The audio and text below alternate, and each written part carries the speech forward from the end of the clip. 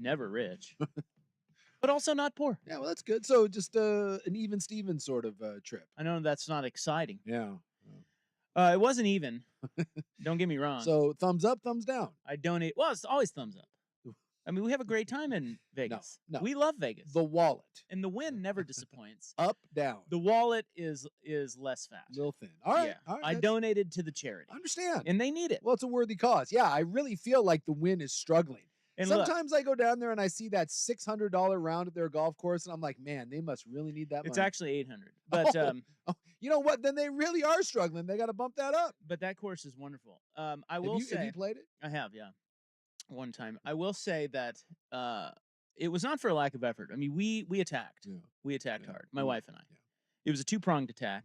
I'm not sure they have seen an attack like that before. Vegas isn't ready for you. No, they've never seen the likes of you. Alas, it didn't work out. That is my absolute favorite thing about Las Vegas. I feel like they're on notice. Yeah. There is nothing better than when you see a group of dudes that are like, man, Vegas isn't ready for us. Okay, Steve, that Nike golf polo and your Callaway pants, you're going to take Vegas for everything that they got. If Vegas can handle an F1 race, yeah, followed by a Super Bowl, I think they can handle you. I think they can handle you. Dave from accounting, I think it's all right. By all accounts, I did some, I'm a reporter at heart. Yes. So I got down there and did some sniffing around about how the Super Bowl went. And by all accounts, that city wasn't even phased by the Super Bowl. No, they shrug it off. Yeah, okay. It's like this is what we're built for. Welcome to Vegas. And then everybody moved around, wonderfully. There were parties and events and celebrities, and that's why it shouldn't be. It should remember when it was in Jacksonville. In Jacksonville, it just broke. It broke the city. Stop giving it to Jacksonville. Indianapolis doesn't need it. I actually don't remember that. Yeah, it was in Jacksonville one year, and everyone was like, Super Bowl? And they were like, what are we doing? That was back when, they were spreading it out, and if you build a stadium, you get a... Oh, that's right. But it was in Jacksonville, and it was an unmitigated disaster. Did Minnesota get a Super Bowl with their new stadium? U.S. Bank... Or is it coming up? U.S. Bank Stadium. I will take a look at that. I have heard. My buddy... Is Tualatin getting a stadium? I think it's Tualatin. And I think we got to get an NFL team first, but that's, it's in the process. I hear the mayor wants it. So we'll have a Super Bowl. Once we get a team in the NFL. I'm sure Portland could handle a Super Bowl. We're ready to move on from Major League Baseball. Although now we're going to get the Diamondbacks, so it doesn't matter. We'll get the Diamondbacks. That's right. And then once we get the Diamondbacks, then the NFL team comes to Tualatin, then the Super Bowl. So I think that's what's happening. But that U.S. Bank Stadium, they say, is like one of the crown jewels of the NFL. I guess it's ridiculous out there. All right. I'm looking to see. I don't believe that they got one. Why not? I thought if you built a stadium, you got a Super Bowl. Yeah, most of the time, if you build a $2 billion stadium, you do get one. But I don't remember it being there because the next couple, it's in New Orleans and then it's in L.A. and San Francisco or whatever, the Santa Clara. I'm not sure which comes first. I know New Orleans is next year, and then it's L.A. and Santa Clara, or it's Santa Clara and L.A. New Orleans would be a cool city to host it, but not that stadium. That thing sucks. Well, they got a new stadium down there, right? New Orleans? Oh no, I'm thinking of the Mercedes. That's Atlanta. That's Atlanta. Yeah, New Orleans still has the Superdome. Yeah, and it's a dump. No, Minnesota got it in 2018.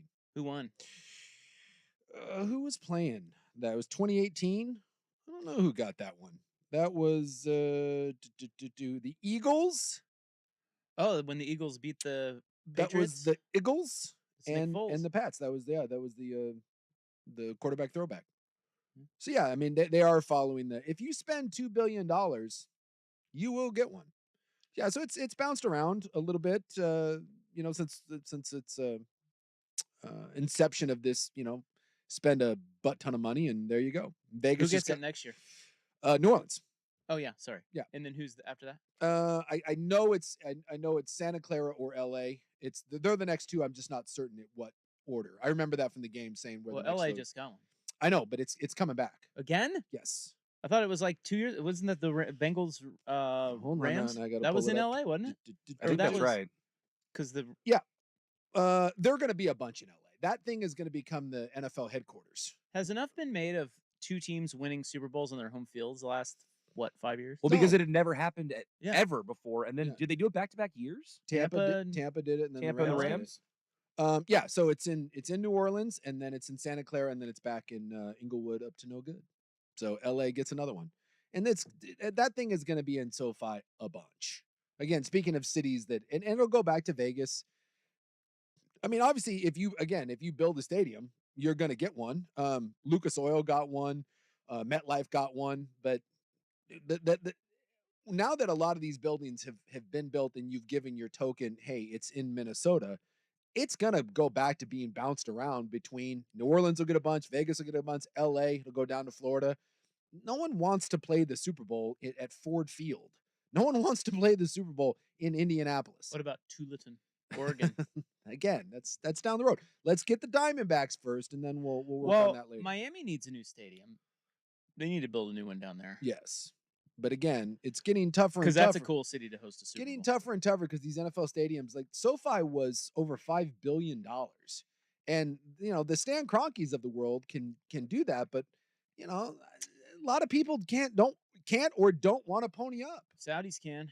The Saudis can. Well, I mean, Denver's is old. Invesco at Mile High or whatever they're calling that now. That thing's been around a while. And the Waltons have that now. That's Walmart money. You know what Danny just told me? What do you got? Before he left his radio show? Yes.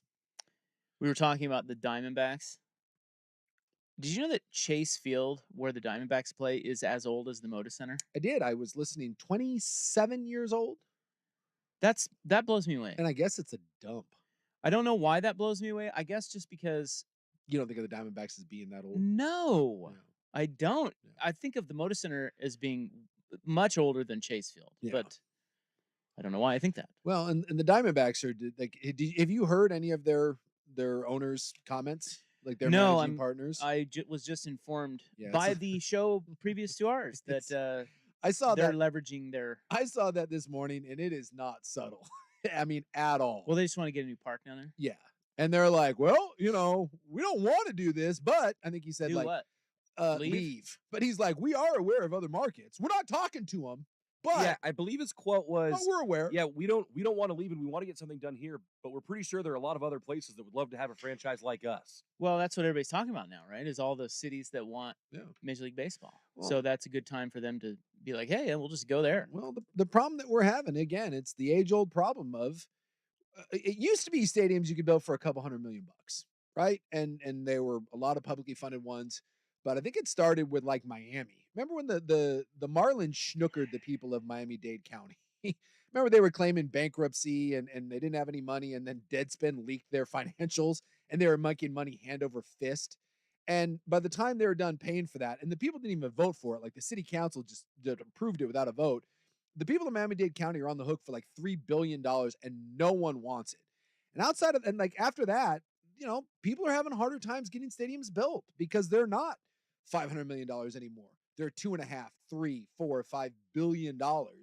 And, owners are like, I don't want to pay for this. And if you want me to stay here, you pay for it. And if you don't, well, I'll look somewhere else. And a lot of time it's just posturing, but I mean, you want to think about it, and we've talked about this. One of the most iconic teams with their city is the Detroit Red Wings. It's hockey town, for God's sakes. And the Ilitch family pulled that. They're like, we can't imagine Detroit not having the Red Wings, but I get it. But look at how bad it has to get for a team to move in Major League Baseball. One hadn't moved since the old Rangers. Yeah. And then the National. Let's see. Well, the Expos. Yeah, maybe it was the Expos then. Yeah. What am I talking about? It was the Rangers before that. Yeah. And then the Expos moved. And now the A's. But look at how bad the A's situation had to be before they and Tampa's has been a mess for years and years, and that. So teams in baseball don't move all that much, but I mean, who knows? Maybe the Diamondbacks would. By the way, this is what I get for trusting Danny Meringue in his facts. The Moda Center is actually 3 years older than Chase Field. Okay, so I don't know. Well, I mean, it's close. It's close.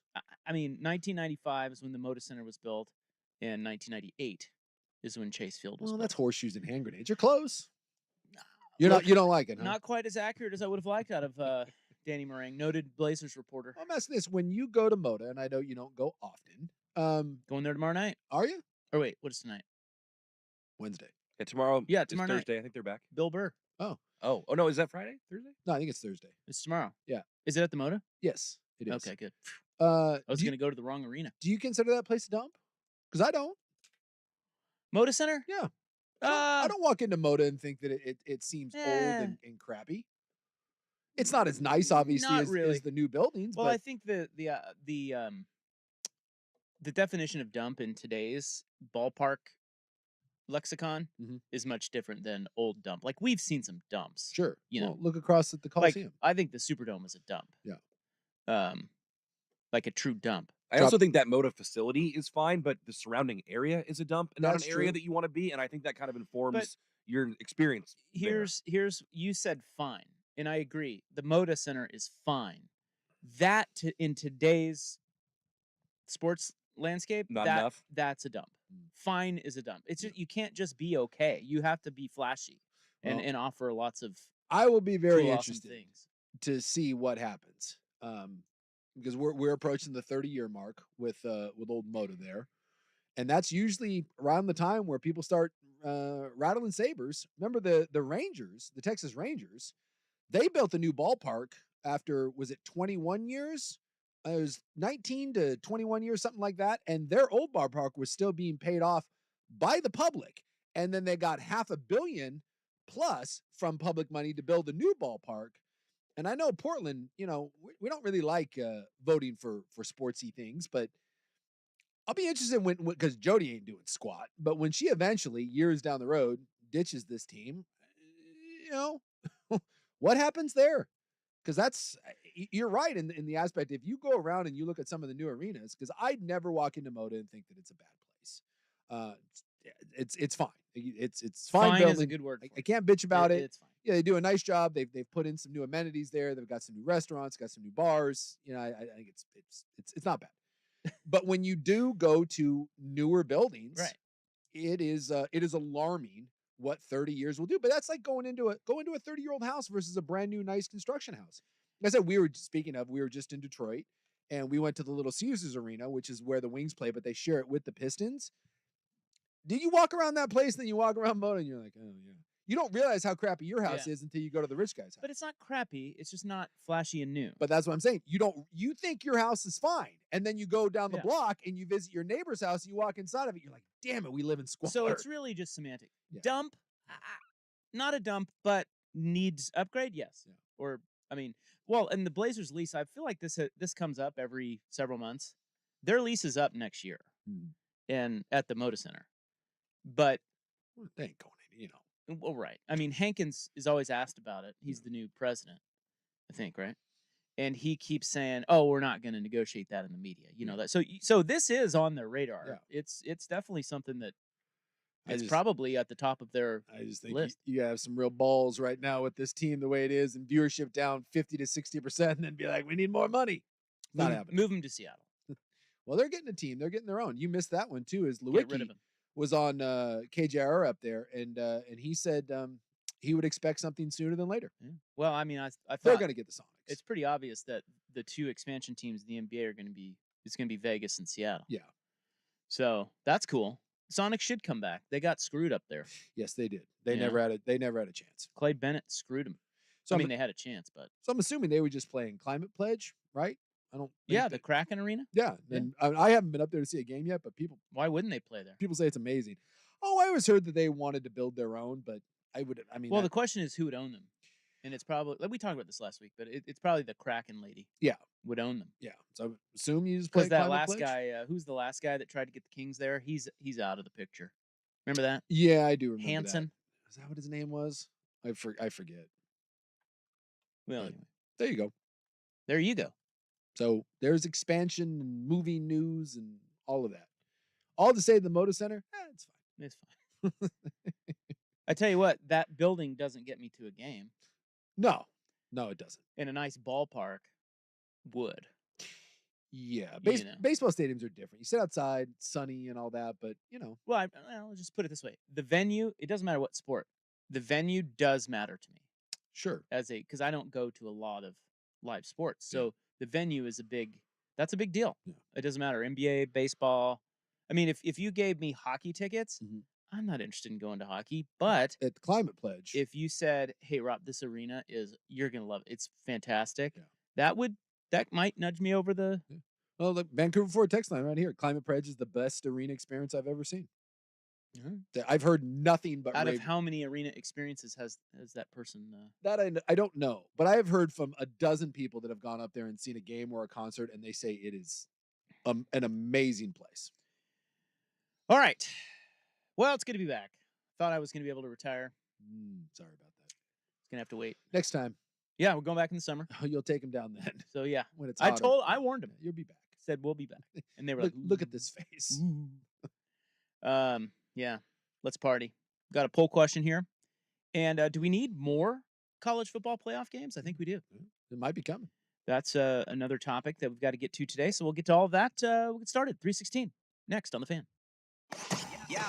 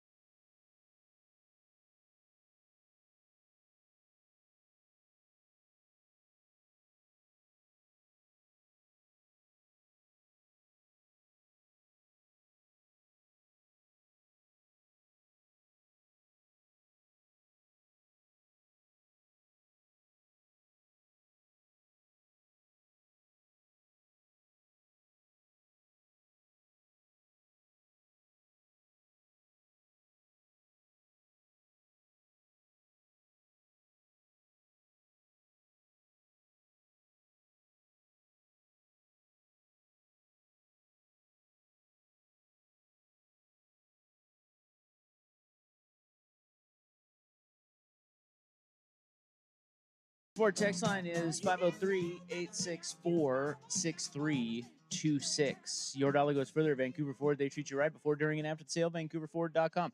Yeah, the Climate Pledge getting rave reviews from the listeners on the text people line. love it. It's supposedly awesome. Yep. Today's poll question, AAA Heating and Cooling, family business, helping families for over 60 years, AAAIAQ.com. It is on X at 1080 The Fan.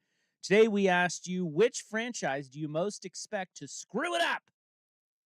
Bears in the draft, Blazers rebuild, the A's lifeline to Vegas, or the Mariners J-Rod years? Well, I mean, history will tell you that it's the Bears or the Mariners. I mean, that's the Bears haven't had a franchise quarterback ever. I mean, it's unbelievable It really is unbelievable. to see a franchise. The last good quarterback the Bears had was? I mean, Jay Cutler, maybe. I mean, define good, I guess. Well, I again, just mean the last franchise quarterback. I mean, you could say Jim McMahon, but Jim McMahon's got some Joe Namath in him, dude. That his numbers are very. He's won a Super Bowl, but he won a Super Bowl because he had Walter Payton and he had that defense. I mean, the Bears have not had a quarterback. I mean, we talk about like Cleveland's bad luck quarterbacks. Go back and look at Chicago's. Chicago's been a horror show for quarterbacks. Wow, I'm looking through. Yeah, I mean, you got the Eric Kramers and Jim Millers and, just so Fields, Kyle Orton. Yeah, Kyle Orton. Trubisky, Cutler. Cutler was okay. Orton, Grossman. Super Bowl quarterback Rex Grossman. Oh my God, Craig Krenzel one year. Yeah. Cordell Stewart, Jim Miller, K. McNow. Yeah. Shane Matthews, Eric Kramer, Dave Craig. There just isn't. Steve Walsh, Jim Harbaugh, Mike Tomczak. I remember Mike. There's Jim McMahon. There's Jim McMahon. And McMahon, and again, you look at McMahon's numbers, they weren't great. He was hurt all the time. Vince Evans. Oh, the great Vince Evans. I mean, you can put their quarterback history up against anyone in the NFL. Browns or Bears worse? Well, at least the Browns. They had Bernie. Yeah, they had Bernie Kosar. He was pretty good. If you put the Cleveland quarterbacks up against, well, if you want to go all the way back, you had old Otto, right? He was back there slinging it. Although, yes, technically he was a Ravens quarterback because the Browns were Baltimore. Well, Blanda was in Chicago. If you want to go that far. Go that far. I mean, Cleveland had Kosar. They had Baker. I don't know. We thought Sid Luckman. We thought they had one in Deshaun Watson. That hadn't worked out. I mean, that's probably the two worst, right? Like, if you're going through, and like Carolina's a little harder, but because they haven't been around as long. But they had Cam Newton, and Arizona had Kurt Warner. I mean, it's unbelievable. So if you look at the history of that, it's got to be Chicago, or you could simply say the Mariners because there's teams that haven't won a World Series. Then there's teams that have never been to a World Series, and I give you the Seattle Mariners, and they're 54% win whatever goal. Yeah, but you think they're really gonna blow it before like the A's in Vegas? That'll the get Blazers. I would assume that gets done. Are you out of your mind? Well, no, I know. I'm saying that's why I put Lifeline. What I'm saying is the A's are gonna get to Vegas and still suck. I don't know. They'll still screw it up, even though they've been given a lifeline to go to a market where they're going to actually make money and get a new because their stadium. ownership's not changing. Their ownership has been screwing things up forever. The only thing I'll say about that is if I'm an A's fan, one, F the A's, but if you are going to follow them to Vegas, you would think that if you get this done, you get a big, brand new, fancy stadium, you don't have to be the world's cheapest ass. I mean, Oakland has because there's no money there. There's more reason to spend in Vegas. Yeah, I would assume that going to Vegas, that would lead you to, I don't know, not be the cheapest dude in Major League Baseball. And give the A's some credit that because on the worst shoestring budget maybe we've ever seen in certainly Major League Baseball, but maybe across professional sports, the A's over the last 20 years or however long Fisher's owned them, it's been a while, they've put together some nice seasons. Remember the year that the Royals won, or was it the year before where the Royals lost to the Giants? That A's team was really good. They were up on the Royals and they made a comeback on them. So the A's have put some competitive teams out there, but it's really hard because they're playing with nickels and dimes and everyone else has dollars. Vote hard on X at 1080 The Fan. Yesterday you guys asked, I wasn't here, but you asked, what should we do with the NBA All-Star Game? Yeah. The final results of that, 46% said cancel it. That's everyone's. At the end of every All-Star game, that's everyone yells and screams, cancel it. Meanwhile, it makes a bunch of money. Millions of people tune into it. and the players love going to it because they get to party and be with celebrities. 19% said leave it. 18% said increase incentives, and 17% said format change. Yeah. We'll see what happens. I mean, Adam Silver, everyone wants their All-Star game to count, and as of yet, they've yet to be able to make any of the players in any of the sports care, including baseball. What do you mean to count? What do you mean? Like to actually matter? Yeah, everyone wants their All-Star game to be played in a competitive nature, and no one, including Major League Baseball, that actually put it where it decided the home field of the World Series, which is a big deal. They still couldn't get people to care about it. Well, here's the way I feel about All-Star games. The old Major League Baseball All-Star game, like back in the day, when you voted on the little punch tickets that they handed out. I took that very seriously. Those were really, I mean, that was like when it was a big deal. Yeah. Other than that, it hasn't been a big deal for 30 years. Yeah. In any sport. It's just not a thing. So, but that being said, as a sports fan, I don't care. Play them. Yeah. Whatever. People watch them. Watch them. I have no interest in any All-Star game at all. Do we Even need to baseball. bring back the analog ballots? Is that what we do? I loved when I went. We all did, when I was apparently. a kid going to the Kingdom. I took that stupid punch ballot. I took that seriously. I would sit there and You pour. spend the whole game deciding over who you're going to put. And in I your wasn't outfield. just voting for Alvin Davis at first base. No. He didn't deserve it. I was looking at that. I was looking. I was like, nah, I can't do it. Can't do it. Yeah, it's just to me, it's like I mean, I don't like him. I won't watch him. Really, I mean, even baseball anymore. But at the same time, I don't care if they have him. You know. Yeah, I don't get the people that are like, oh, cancel it because I hate it. That's my whole thing. Well, why do you? Hey, I mean, what do you care? Just don't watch it. That was you and me are on the exact same page. Every year we do this at the All-Star game. We yell and scream about it, and there's a simple way. If it's not for you, don't. But I think it was like 6 million people tuned in. Again, it sells out. It's a hot 6 ticket. million? 6 million watched it. Is that like Pro Bowl? It actually beat the Pro Bowl games. But the old Pro Bowl, like if you look at the Pro Bowl ratings, it wasn't that long ago. That was drawn like 11, 12 million, and then it was dwindling down to like 8 or 9. But this year, the Pro Bowl games, I think, got like 5.4, and the NBA got like 5.9. And I mentioned this to Rob earlier in the day. Do you know when All-Star Weekend peaked this weekend or this last weekend? Steph and Sabrina. Yes. It peaked at 10.4 million. That was the highest. So you guys just talk about this yesterday? No, not really. Not the really. ratings. We talked more about the, again, seemingly there's an outrage on Monday or Tuesday at the end of every All-Star game. And I don't understand why everyone has to yell and scream about it. Well, the 3-point contest is clearly the best event. Hands down.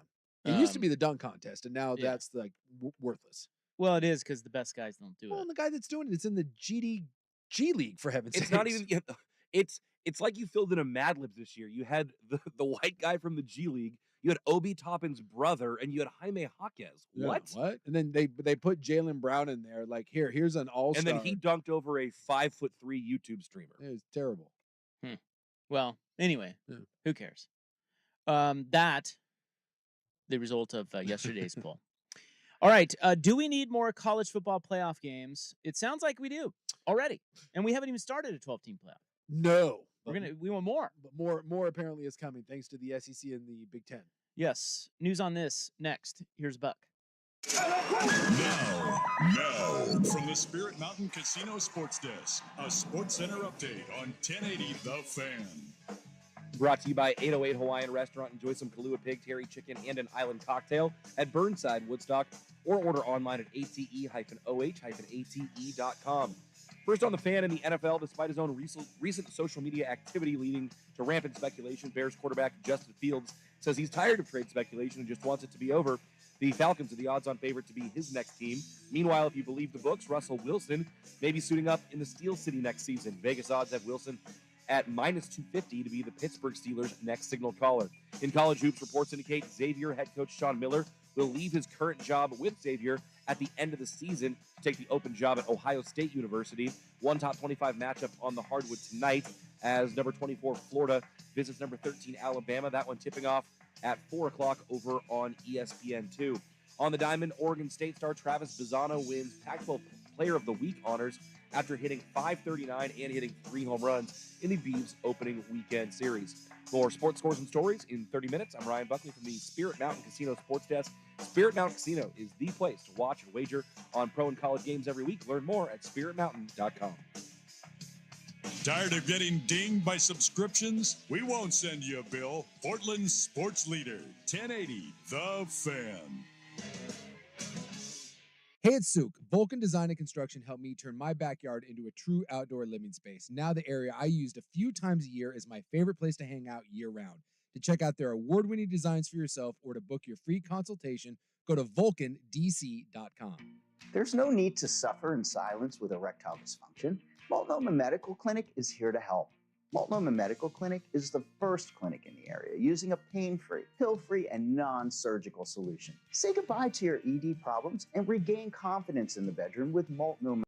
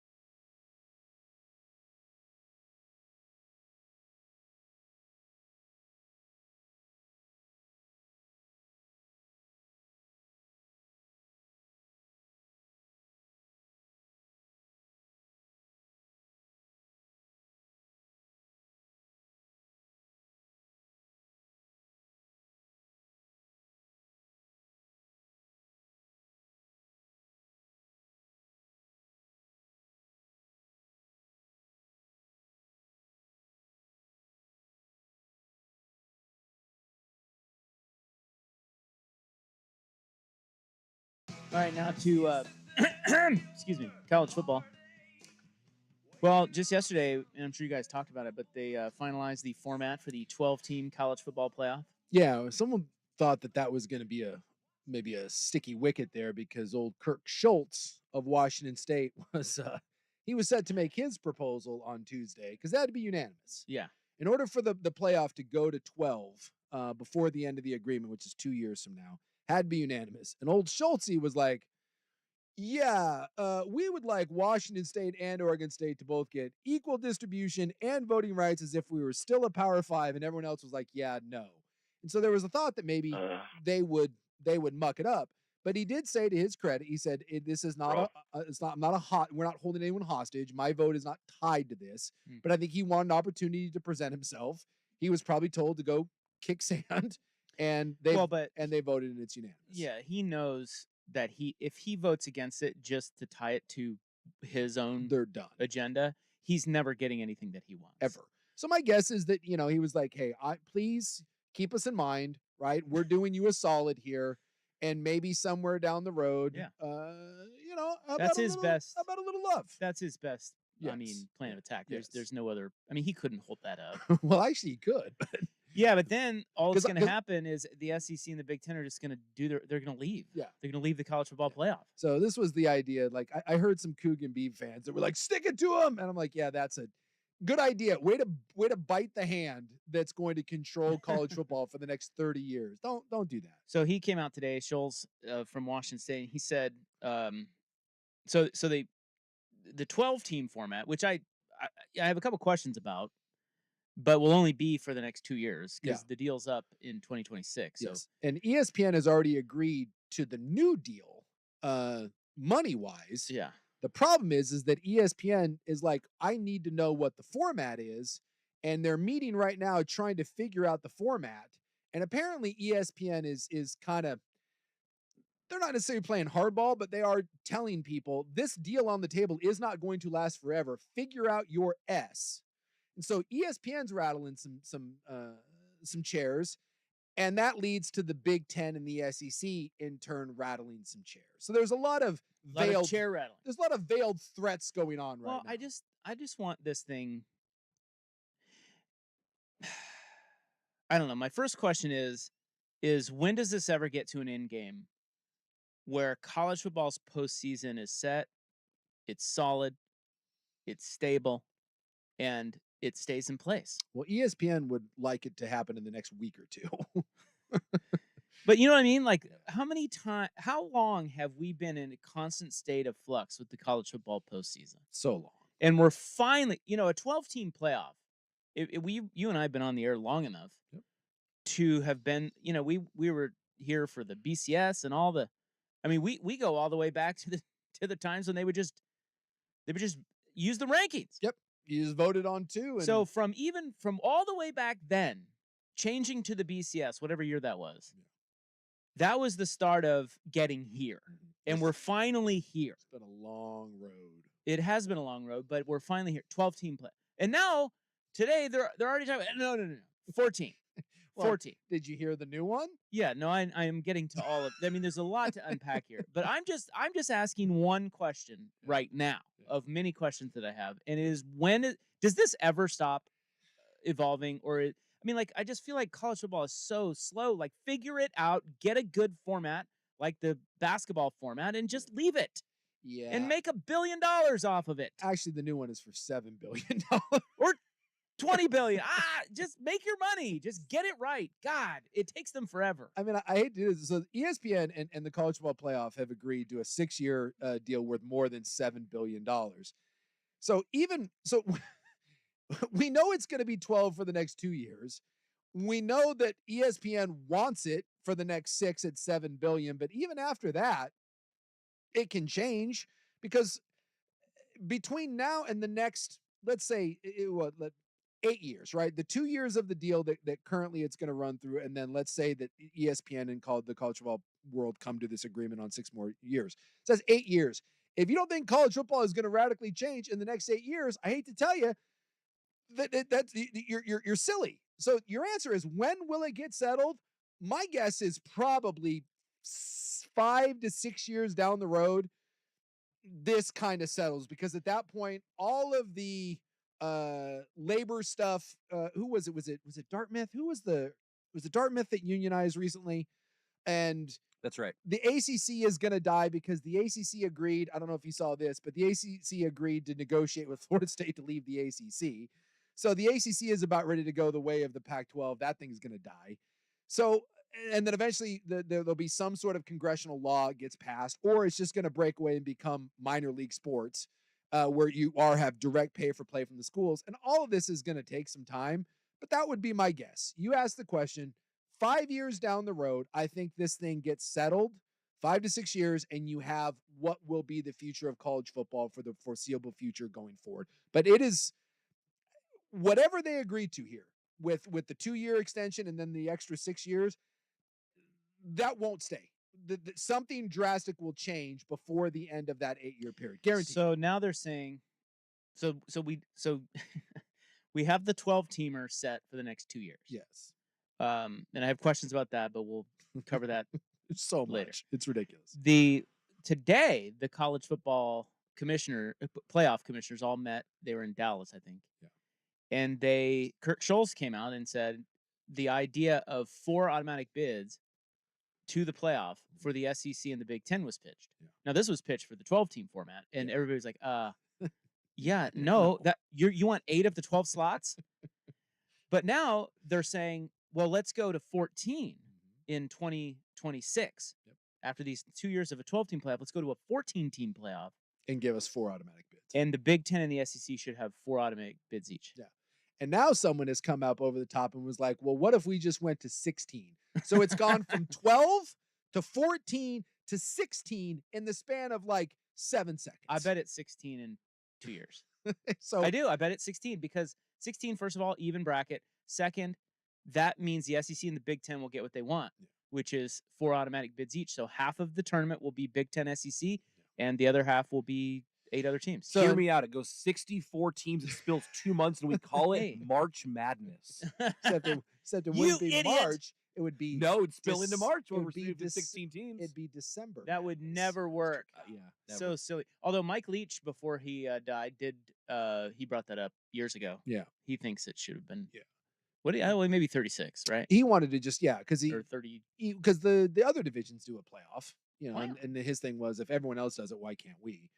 But what's happening here is the SEC and the Big Ten, if you haven't been paying much attention to this, they got together and they formed an alliance. Remember the old alliance that the Pac-12 had? Except this alliance actually has some serious cojones. And much like this is what I said, everyone's rattling sabers and chairs. So ESPN is basically saying, hey, figure your S out, or this deal isn't going to stay on the table forever. And the SEC and the Big Ten, they're telling everyone else, either give us what we want, which is we want more automatic qualifiers, and more importantly, we would like a bigger share of the money. That's the key there. And if you don't, guess what we're going to do? We're going to tell ESPN we don't need the rest of these clowns. We'll take a couple from the ACC, see Florida State, Clemson. We'll get Notre Dame, and we'll just take our ball and go home. They're using this to basically threaten the rest of college football, to bend at the whims of the Big Ten and the SEC.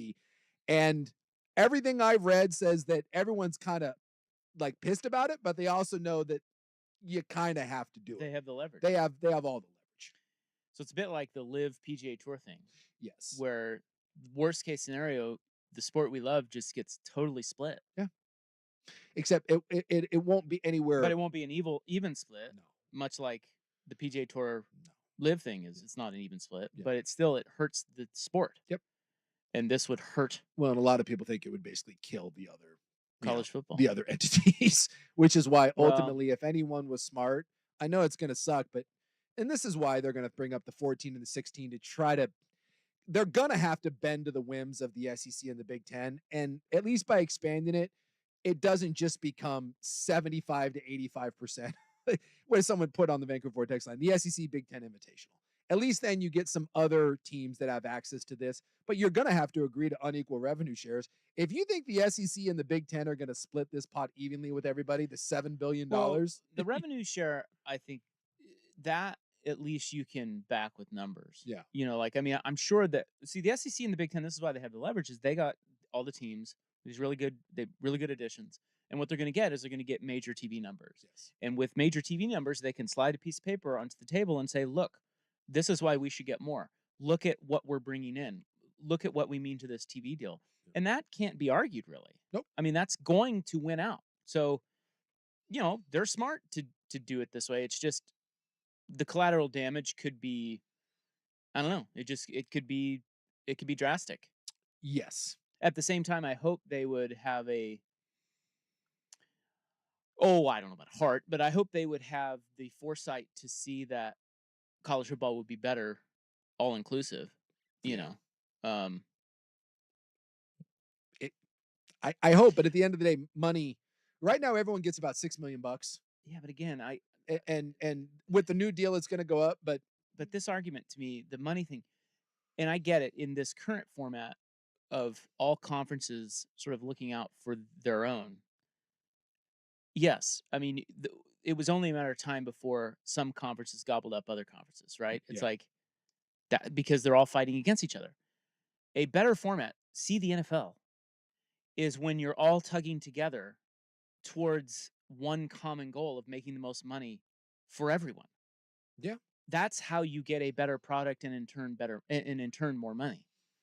But in this current state of affairs, the SEC and the Big Ten, they don't see it that way. This is what I'm saying is I hopefully down the road in 5 or 6 years when you say this looks a lot different, they have the foresight to look at this and go, well, we could do our own thing. We certainly have the teams to do it, but long term, we can make more money if the sport is more inclusive and we're all tugging in the same direction as opposed to different directions right now. So I totally agree. But at the same time, they're going to look at it and be like, you guys can either take $4 or $5 million and each one of our teams takes 8 or 9, or kick rocks. And the other schools will do it because it's still going to be a better deal than what else is out there. well, then if they do it, then we have We college will. football as we know it. We will. It It'll doesn't just split. no. It'll be unbalanced, but it's always been unbalanced. Alright. It's always the haves and have-nots. Okay, questions about the 12 team format. Next, 348 on the fan. It's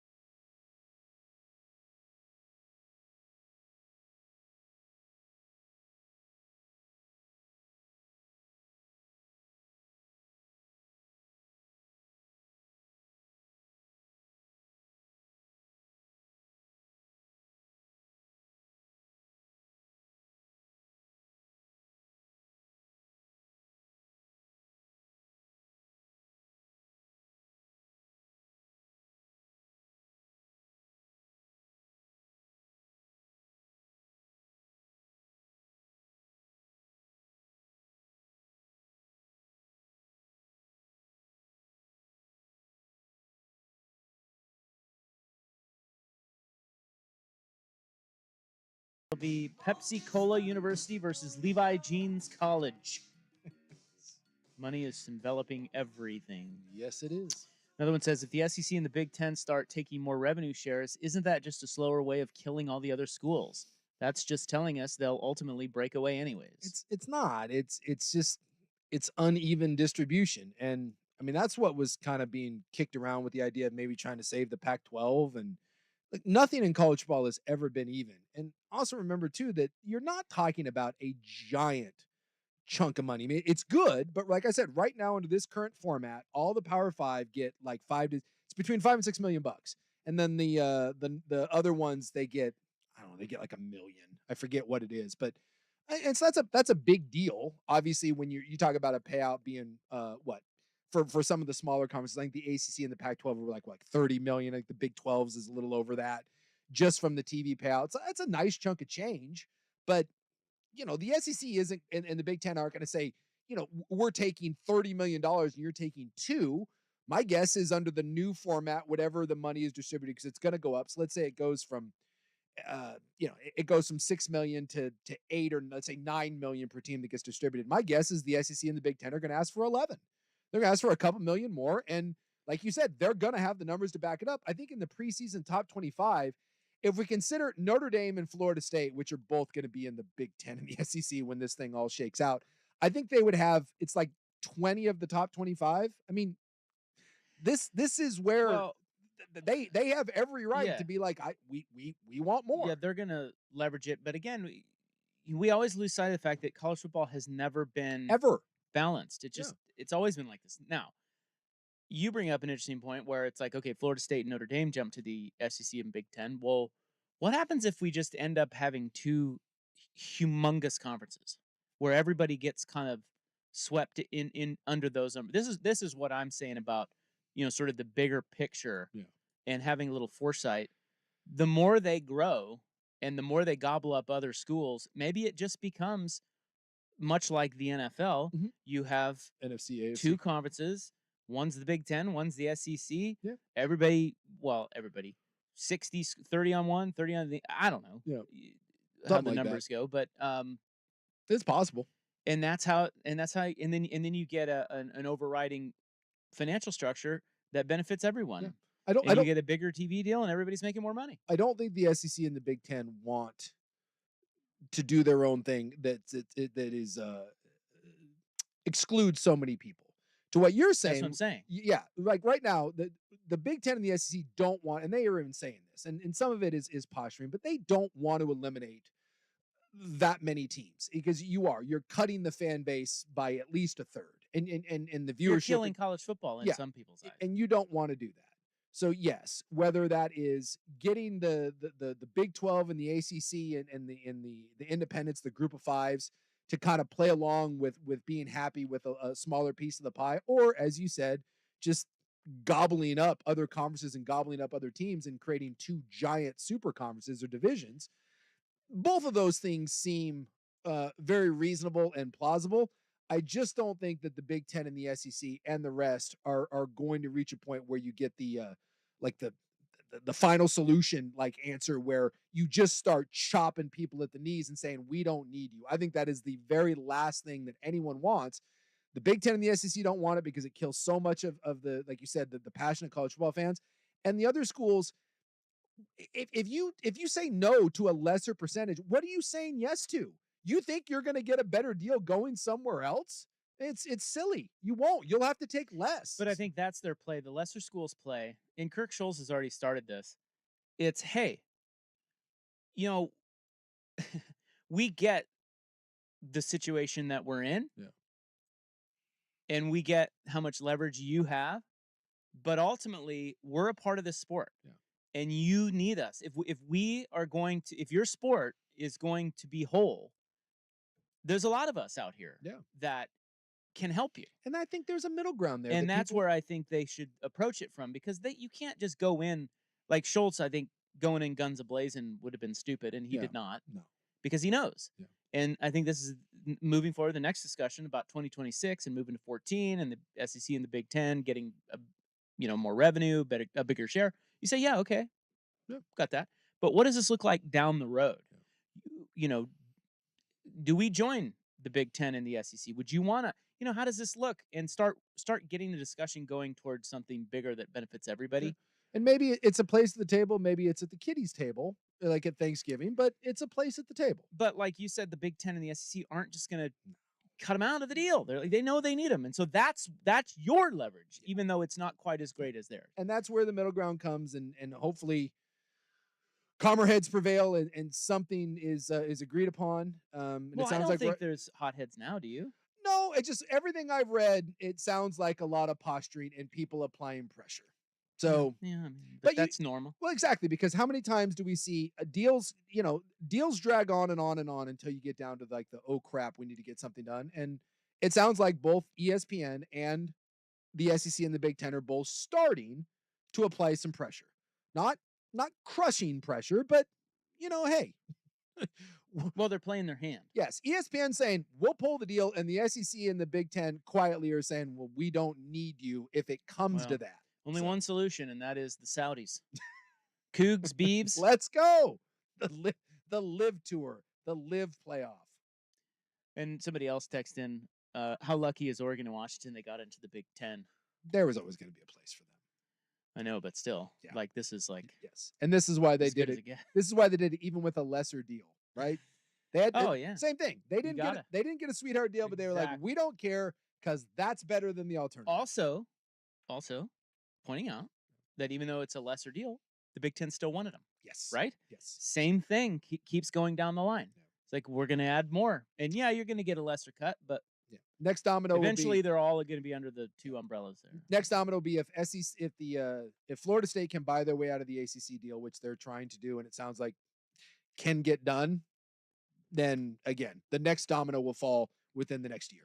All right, more on the college football playoff 12-team format, and we have what the Super Bowl celebration shooters are now saying. 2 men have been charged with murder. It's 4:00 on the Fan.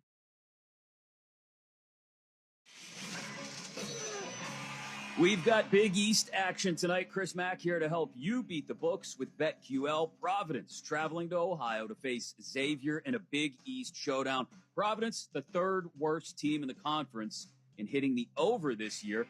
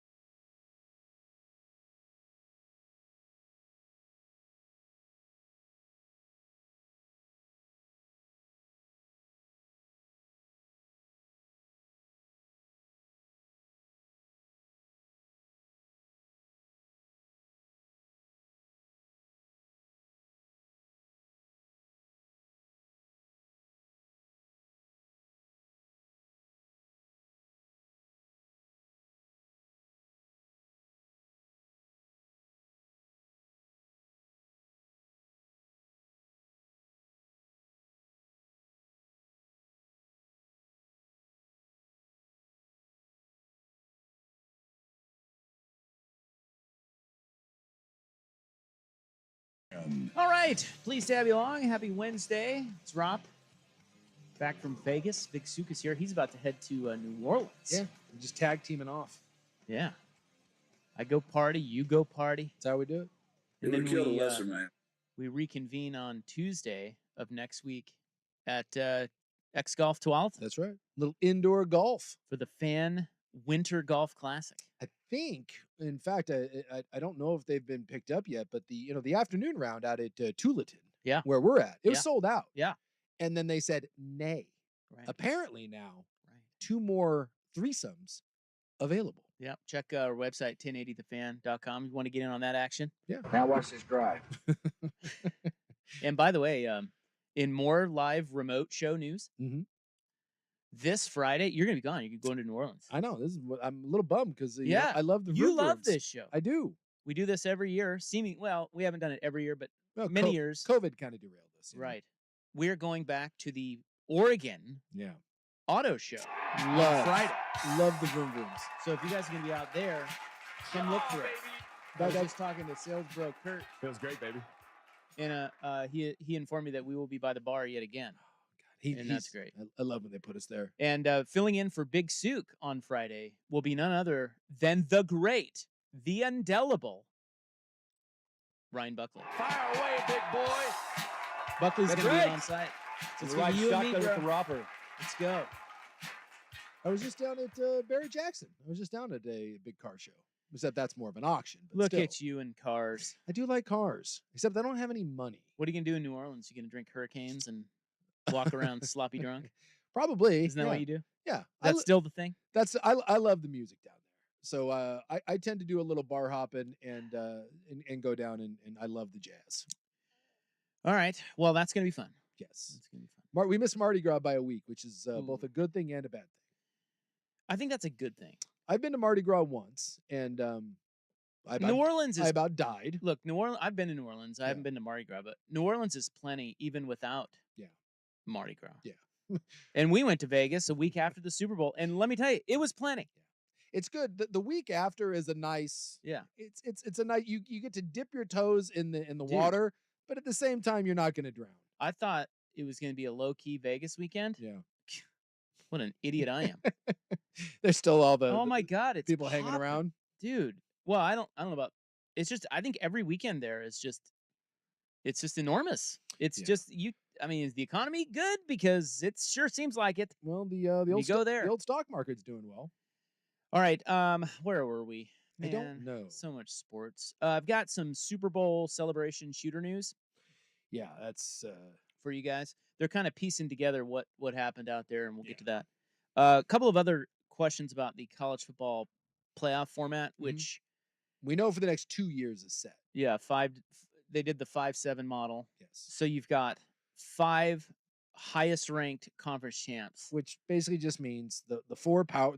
There's no more Power 5. The 4 big boys. So SEC, Big 10, ACC, and the Big 12. Their champion goes, and then the groups, the American Conference, and all of that. The lesser of those, the Mountain West, the lesser conferences, their top champion will go, and then you get 7 at-large berths. Yeah, so you have to be a conference champion to get a bye. I was reading. Yes, so which is interesting. So the 4 highest ranked conference champs are the ones that will be seeded 1 through 4. So the funny thing, Notre Dame can never get a bye. They can't. Yeah. Right. Yeah. They can't. Because they can't win a conference. And that's why they'll eventually be in the Big 10. Exactly. Yep. But I go back and forth on this. I like the fact that they're waiting conference championship because, that otherwise it really wouldn't mean that much. Sure. Like if you think about it through Oregon football terms, you don't need to win the Big 10. You just want to get in the college football playoff event, right? Yeah. But here, you win the Big 10, you get a bye, so you don't have. So it's one less game you have to play, and you get one of the top 4 seeds. I think that's worthy of really. It's a big deal. Trying to win the conference. So that's one side of it. The other side of it is I always hate it when, like for example, in the NFL you have divisions that suck, like the this last year, the Big 10? NFC South, right? or was it? Yeah, Yeah, NFC it was South. the NFC South. Yeah, with Tampa, the Buccaneers and all that. Yeah, Tampa, New Orleans, Atlanta. They all sucked. I mean, they didn't all suck.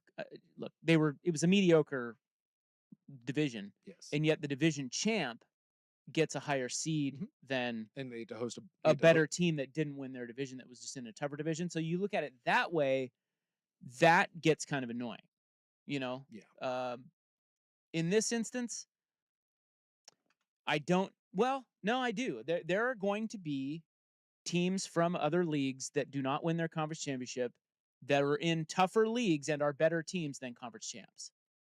Yeah, that makes sense. And that I don't like. That's why I don't. That's the other side of it, where I don't like them linking conference championship to a top 4 seed. I understand, right? Because if you don't win, because if you could win your conference championship, but there could be a team that's way better than you that didn't win their league because it's tougher. Sure. So, for instance, like you're going to get a Bama or a Georgia that isn't going to get a bye, and you could get a Utah, for example.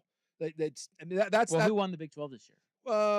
Next year it changes. So Utah. This is what I'm just saying. So let's assume that Alabama and Georgia both run the table next year, and they play in the SEC title game, and I don't know, Georgia beats Bama, right? Alabama would be 12-1, and then let's say Utah goes, I don't know, let's say Utah goes 9-3 and wins the Big 12. Exactly. Utah would get a bye, and Alabama would have to play in the first. And that's why I don't like it. That's the again, I'm 50-50 on it.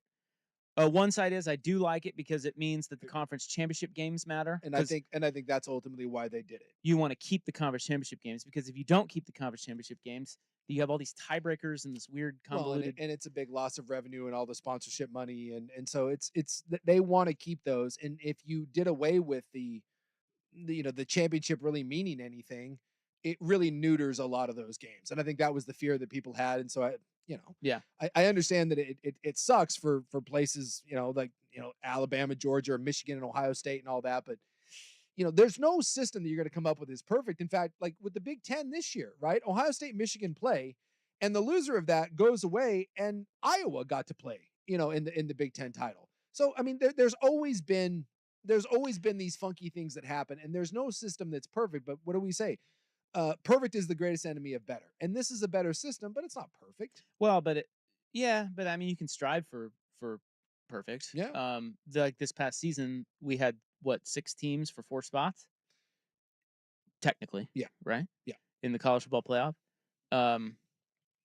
It would be like that argument, only over seeding, in a bye. And it kind of sucked that Georgia got left out.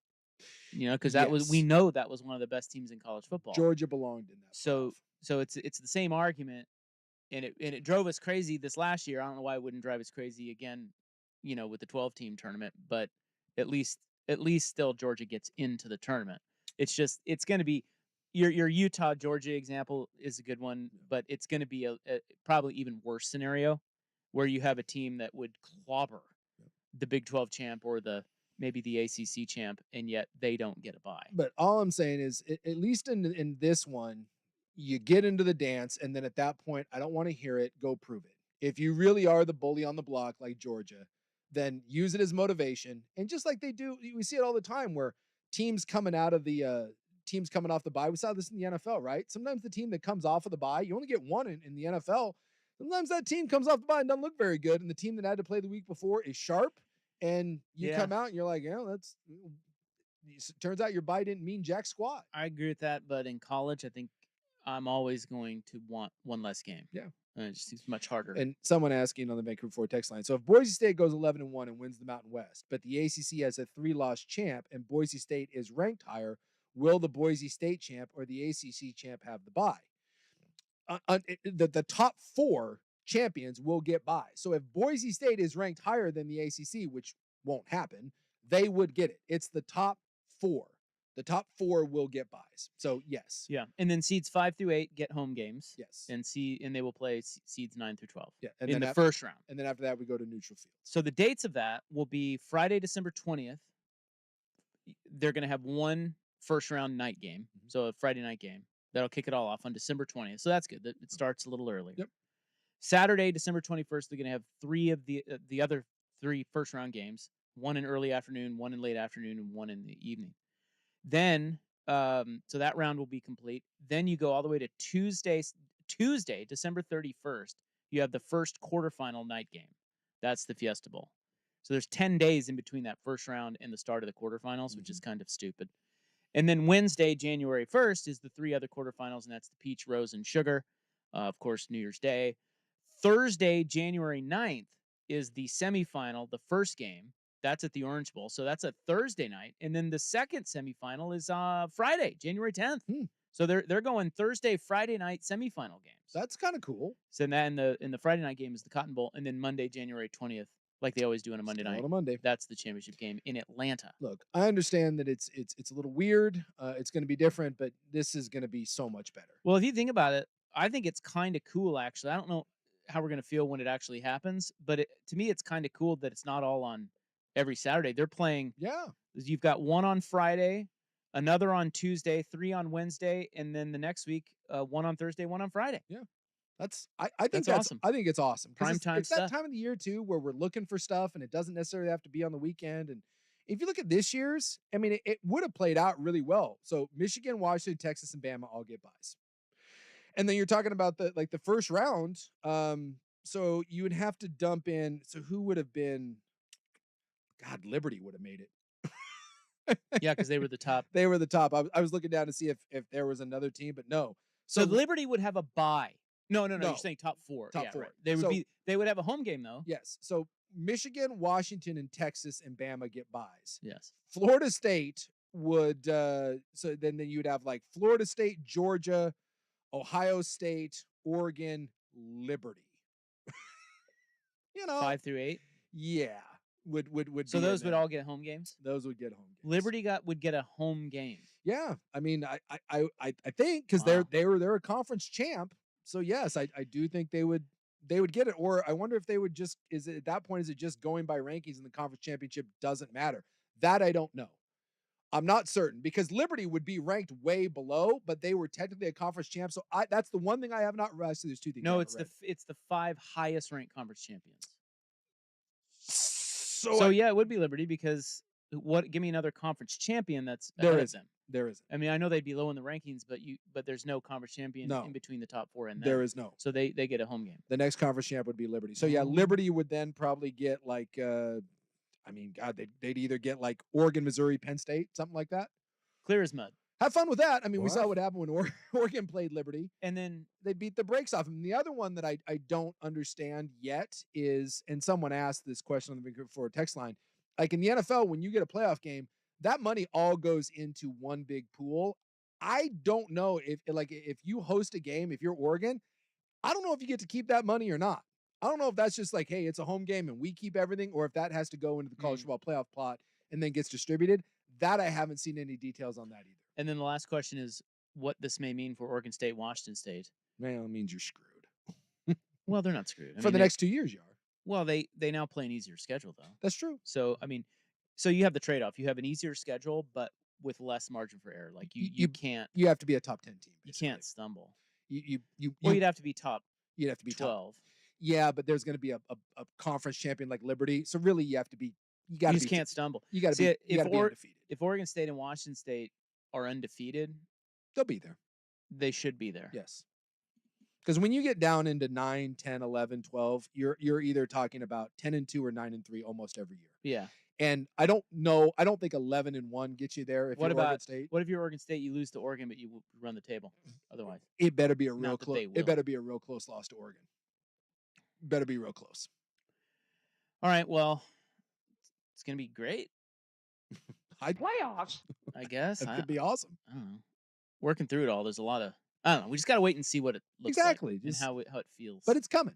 It is coming, and it's gonna be better than it was. It's going to be a lot better. Yeah. A lot of milk. Should be. What the Super Bowl celebration shooters are saying next on The Fan. A lot of milk. Yeah. The home of dirt and spray. I'm dirt. I don't know if I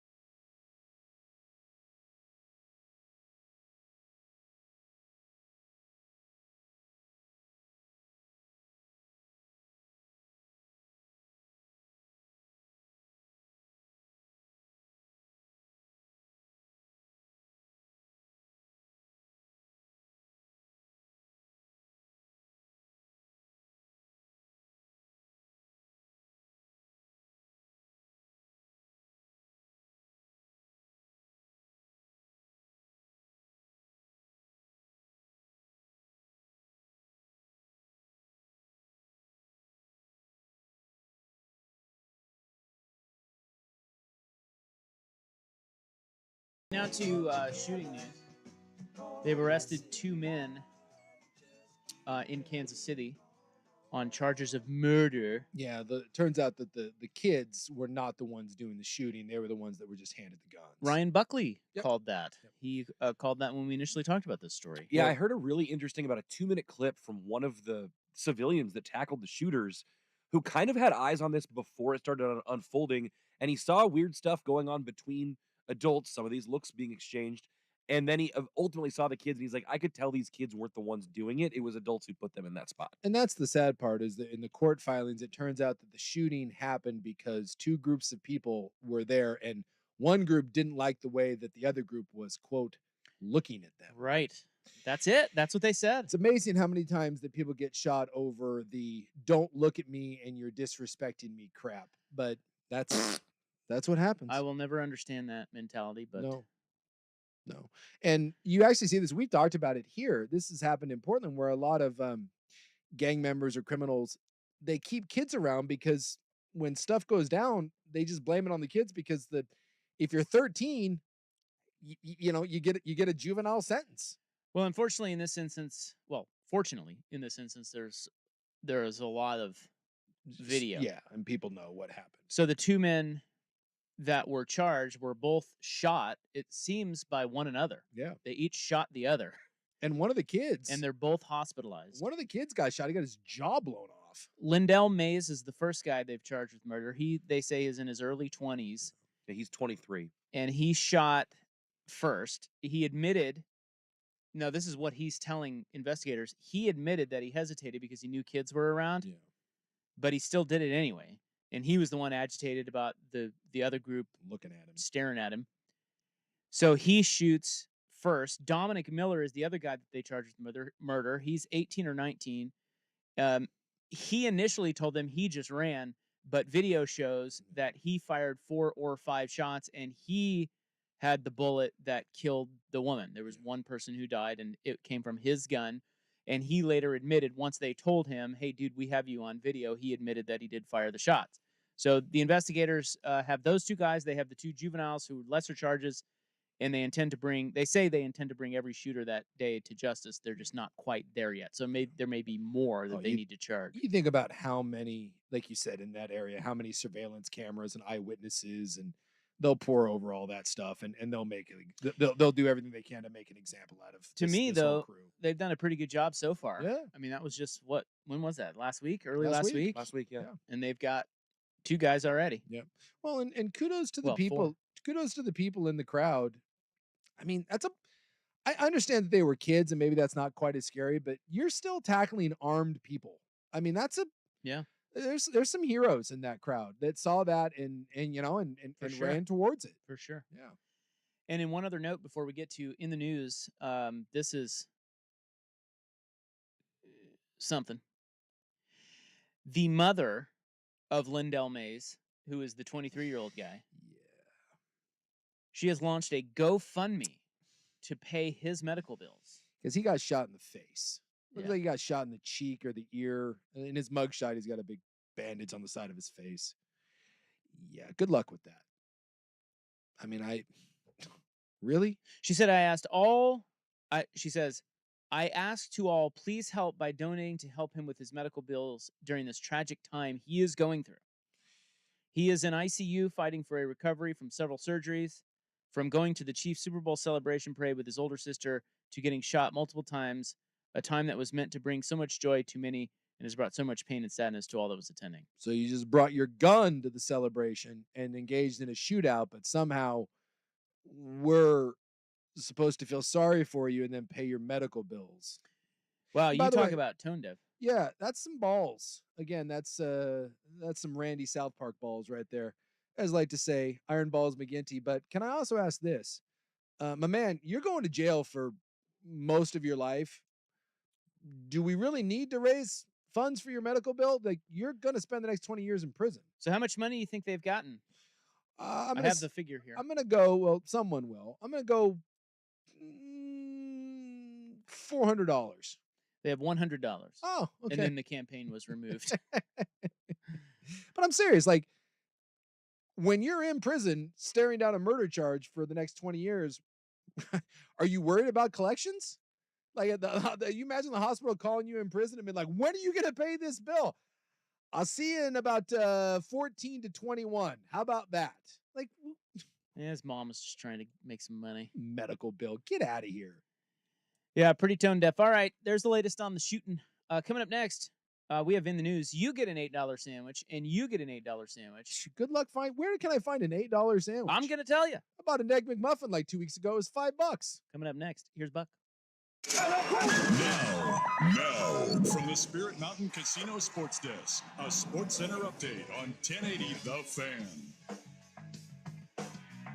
Brought to you by A&E Plumbing, Heating, and Air, serving the Portland, Southwest Washington areas and the Gorge. Online at aneheatingandcooling.com. It's hard to stop a train. First on the fan in the NFL, despite his own recent social media activity leading to rampant speculation, Bears quarterback Justin Fields says he's tired of the trade speculation and just wants it to be over. The Falcons are the odds-on favorite to be his next team. Meanwhile, if you believe the books, Russell Wilson may be suiting up in the Steel City next season. Vegas odds have him as a heavy favorite to be the Steelers' next signal caller. In college hoops, reports indicate that Xavier head coach Sean Miller will leave his current job at the end of the season to take the open job at Ohio State University. One top 25 matchup on the hardwood tonight as number 24 Florida is visiting number 13 Alabama. That one is ongoing over on ESPN2. Current score of that one has, the Gators. Of course it moved. Well, we'll get that score to you later. On the diamond, Oregon State star Travis Bazzana wins the Pac-12 Player of the Week award after hitting at 539 with 3 home runs in the Beavs opening weekend series. More sports scores and stories in 30 minutes. I'm Ryan Buckley from the Spirit Mountain Casino Sports Desk. Spirit Mountain Casino is the place to watch and wager on pro and college games every week. Learn more at spiritmountain.com. The inside story on the Blazers, Ducks, and Beavers. Danny and Dusty, weekdays noon to 3 on the Odyssey app and 1080 The Fan. This is The Fan's window into sports. A view into today's... At Multnomah Medical Clinic, we use the most advanced form of acoustic wave therapy to treat neuropathy and joint pain by repairing tissue and increasing circulation.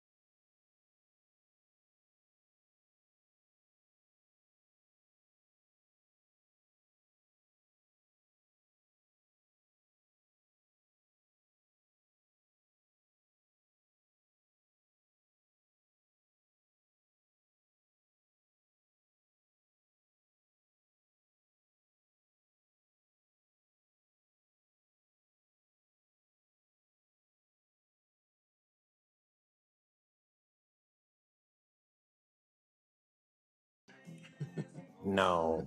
Not quite. Today is February 21st, 2024. It is time now for In the News. I am your noted and humbled newsman. Vegas humbled you, did it? Always does. Yeah. It is World Kombucha Day. Can't get down with it. My gal loves the kombucha. I don't like it either. I don't know why anyone would drink that. Well, isn't it just tea with sugar? It just tastes like crap to me. I don't know what that is. Am I wrong? There's like a fermented element to it, though, isn't there? I think so. Is there? Yeah. I don't know. It just tastes like rotten. You know what? I just rotten butt. Yeah. I cannot understand why anyone drinks that. You know, sometimes like you taste something, you're like, hey, it's not my particularly favorite, but you know, I taste that and I'm like, who drinks that and is like, yum. I think it under the guise of it's healthy. Yeah, I think that's what it is. I think people are told that it cures cancer and stuff. Guess. I don't know. I never drink it. It's also National Sticky Bun Day. No, I do like a good sticky bun. For you sticky bun bros But out again, there. Actually awful for you. So avoid the sticky buns, but if you do partake, they're delightful. A little bit of Yusuf Nurkic news. Oh, what's my man up to? Of the local variety. You know, he plays in Phoenix now. Yes. Long gone. Something about his house, probably. Well, you remember the story we talked about where he was accused of dumping trash onto his neighbor's property? Oh, yeah, I remember that. A Clackamas County Circuit Court judge has thrown out that lawsuit that was filed against him. So he wasn't dumping trash, or he's allowed to dump trash. No, he didn't do it. It wasn't him. Kent Saida, who filed the lawsuit, sent a letter to Nurkic that was posted by Nurkic on X. In the letter, he says he regrets blaming him for trespassing and dumping fallen tree limbs on his cattle farm. Oh. He said in the letter he would not appeal the ruling, and he would donate $500 to Nurkic's charity. Isn't it weird to think about Yusuf Nurkic just out there, like NBA player dumping? And by the way, can I also say that's not trash? Like dumping tree limbs onto a farm? But I'm a little confused as to whether this guy's saying it wasn't you or because the judge threw it out. I'm not gonna appeal. I don't know. This is kind of confused. I don't know if Nurkic actually did that and he's just over it or what, but the lawsuit's been thrown out, Jason. Nurkic is fine. Now we know that. He is not a dumper. You can sleep better at night. I feel better now. Everybody feel better about that? I do. I feel better. Now to $8 sandwich news. See, this I'm interested in because sandwiches cost way more than $8 now. It's ridiculous. From February 19 through 25, that's this week, Portland is celebrating Sandwich Week. I do love a good sandwich. Where we are featuring $8 sandwiches. There are more than 40 restaurants participating in this year's celebration. If it's Subway, I'm going to be very upset. You'd have to pay me $8 to eat a Subway sandwich. Now, if it's like Steakadelphia, now we're talking. Notable, Big's Chicken. Ooh, they got a strong bird. Their special is the smoked chicken gyro. Gyro. I go gyro, but I've heard it gyro. But I think it's gyro. So at least gyro. Dos Hermanos is participating. Can't say I've tried it. Gigantic Brewing is Laurelhurst Market. They're offering the slow cooked Portuguese chola. Are they making a chalupa over there? What's happening at Laurelhurst? If they're making it, you know it's good. How do you pronounce that? Cacoila. Couldn't tell you. What is that? Cacciola? Cacciola. Hey, why Hey. is it Italian now? I don't know. We're just says racist it's and we're Portuguese. just putting on random accents. Cacciola? Sounds They're- Portuguese. They're participating. Let's see, Mid City Smash Burger That's a good burger. has the chopped cheese smashy boy. I don't know what that is, but they It make looks good. a good burger. I'm just scrolling through here. Some of the you've got Sit Tight with the baked ziti on garlic bread. That's an $8 sandwich this week only. So there's a lot of, and there's like I said, there's over 40 restaurants. Those are just some of them that are I just participating. love sandwiches under one condition and one condition only: They don't have to be Souk. hot sandwich. Souk's You- an only hot You sandwich take that man. cold cut buck and you turn it sideways and stick it somewhere. Nothing I got no finer than a cold deli sandwich. I got on a no hot day. time for your BS. Work too hard for your You bowl, are buck. missing out on about 60% of sandwiches. Cold cut. Some 7 and 9 Joe or was that What? Is it? Okay, That what is is 7 and Fisher? 9 What's his first bull. name? Jeff. Jeff. God. I was thinking of Joe Fisher, but then I didn't Wow. want to like shame Joe Fisher. Own part emojis. I don't want to like just throw Joe under the bus. I don't know if Joe likes cold cuts or not, but if he does, and again, some 7 and 9 Fisher BS. You like Bunk That Bar, is don't you? 7 and 9 bull. Don't you like Bunk Bar? I've been to Bunk Bar. Their Bon Melt, $8. Again, melt. Heat. Hey, Heat I love a makes good it melted better, sandwich Buck. as much as the next guy. But what I'm saying is there are great cold sandwiches out there. Lots of them. I tell you what, most of these I'm looking here are all hot. They're pretty much all of them are hot And sandwiches. that's great. It's February. That's perfect for right now. I'm just saying cold sandwiches still have a redeeming quality. I agree. What are we? I mean, Soup does not. What are we? 6 years old? Am I packing a No. kindergarten lunch? You ever had like an Italian hero? Why Like don't you that's not a 6-year-old Just make sandwich. a Lunchable while you're at it, you child. Okay. Get yourself a proper dog, and then go like warm up You your leave sandwich. Posey the Labradoodle out of this. She had nothing to do with this. Lardo is participating. That's another good sandwich. They're giving you the New Jersey Hangover for $8. I don't know what that is, but I like the sound of it. It looks delicious. So yeah, there you go. All right. And then if you want a full list of participating restaurants, Now you can find it. go look it up. Just look up $8 sandwiches. The hangover roll is pork roll, egg, cheese, and pepper jelly on a poppy seed roll. It's a lot. Sounds like a lot. What is today? The 21st? 21st, February 21st.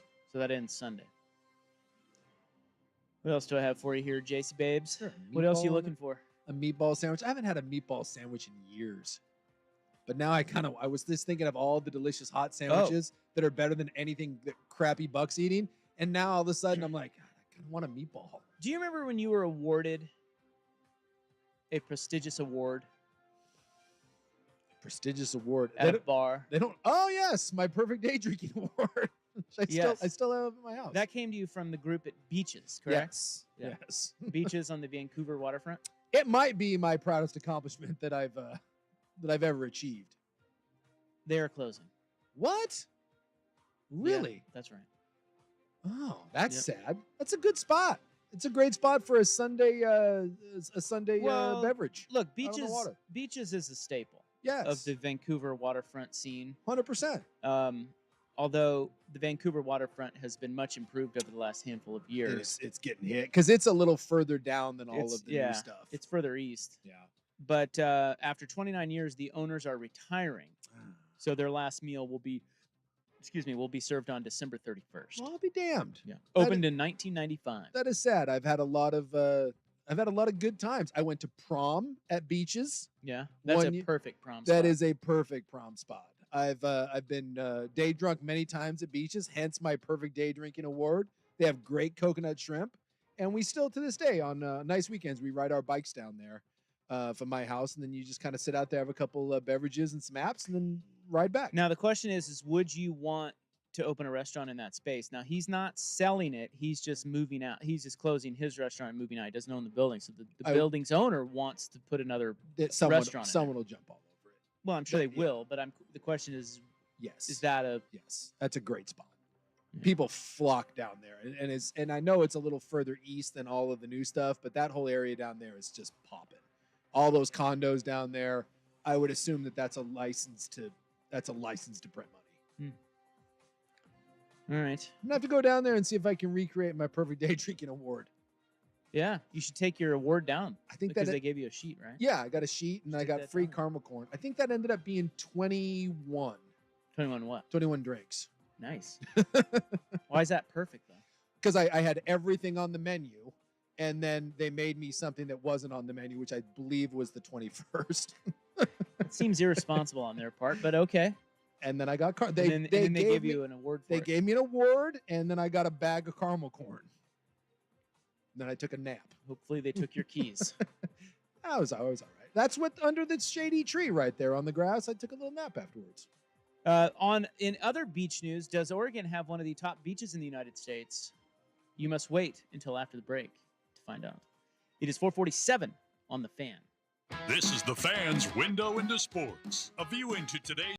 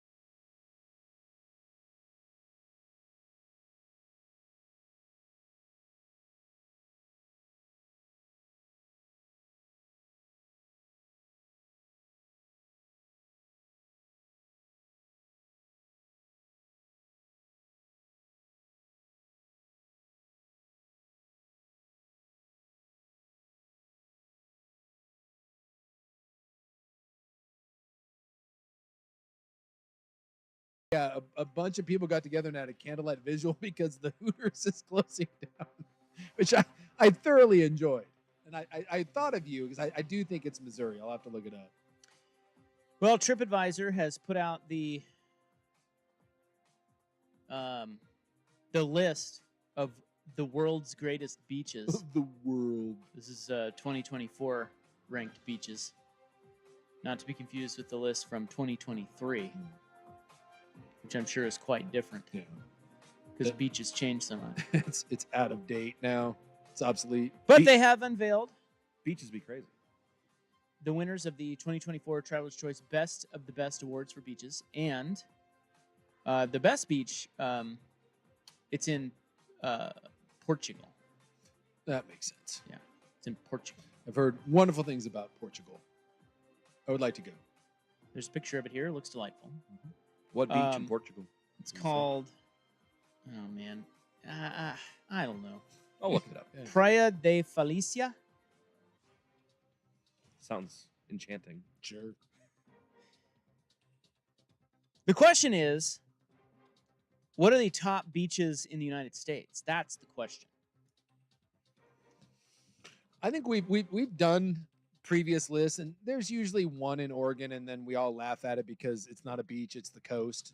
It's We just- have had this conversation. yeah. We don't call it. It's not the beach. We don't here, have good beaches because you can't play in but them. we have great coast. We have great coast, but it's not the beach. coastline. Great Yes. coastline. The top beach in the United States is Kaanapali in Hawaii, That makes total sense. and they have that number 4 in the world. Yeah. We have Siesta Beach in Florida, number 2. Poipu Beach Park in Hawaii, number 3. Hollywood Beach, Florida, number 4. Again, you're seeing a lot of things. La Jolla Cove, California, number 5. And number 6, Cannon Beach, Oregon. Let's go. It's ridiculous.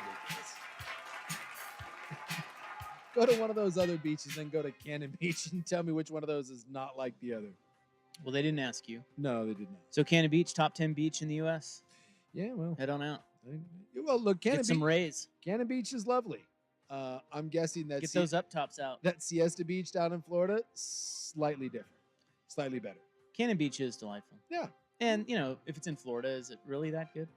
Some of those beaches in Florida are amazing. I think Yeah. that Siesta one is the one that's like on the Gulf Coast, and it's like, it is primo.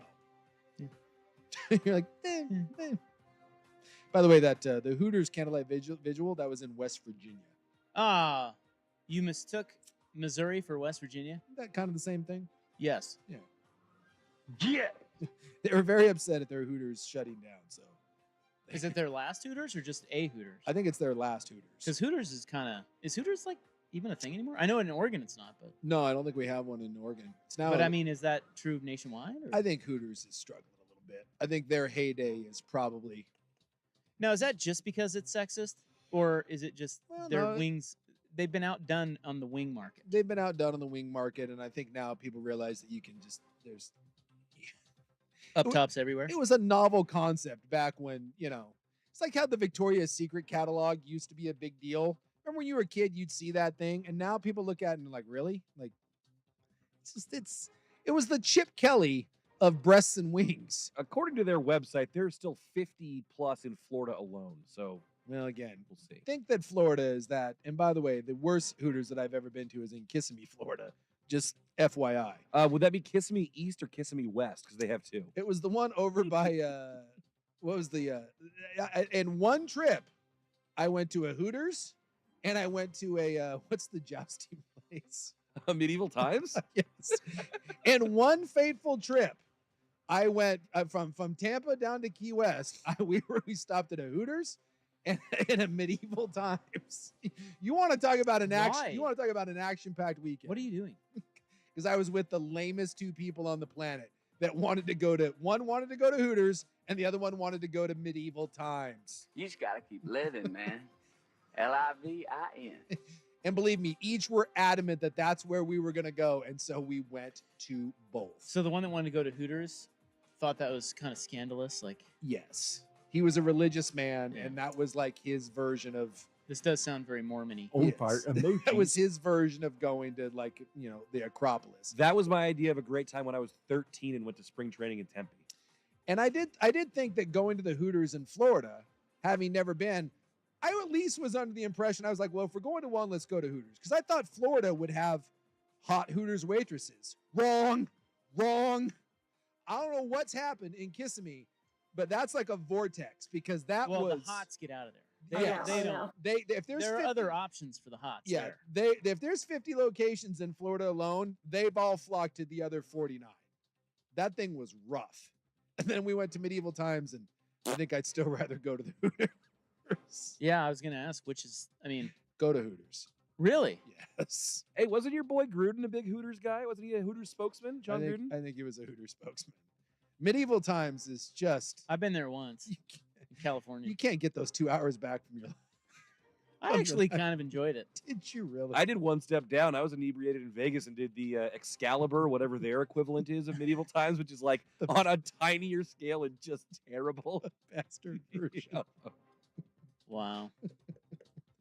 Yeah, people are saying now you like Twin Peaks is the one that everyone wants now. Twin Peaks apparently is a modern, better version of Hooters. And is it wings or is it? I think it's just bar and grill. I think but it's the bar Twin and grill, Peaks but are the up tops. yes. So and the girls wear like plaid skirts and like No, tie-offs. I think they're I big get in the it. Southwest, like Arizona, New Mexico. Those are really big. Hooters. Oh. Tell you what, bless the their original heart. idea was great. It was. It really was, It was.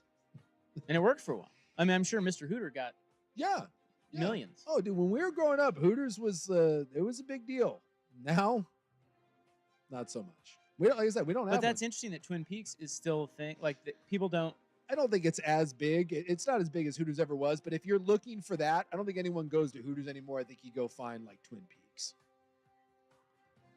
I think Twin Peaks greater than. All right.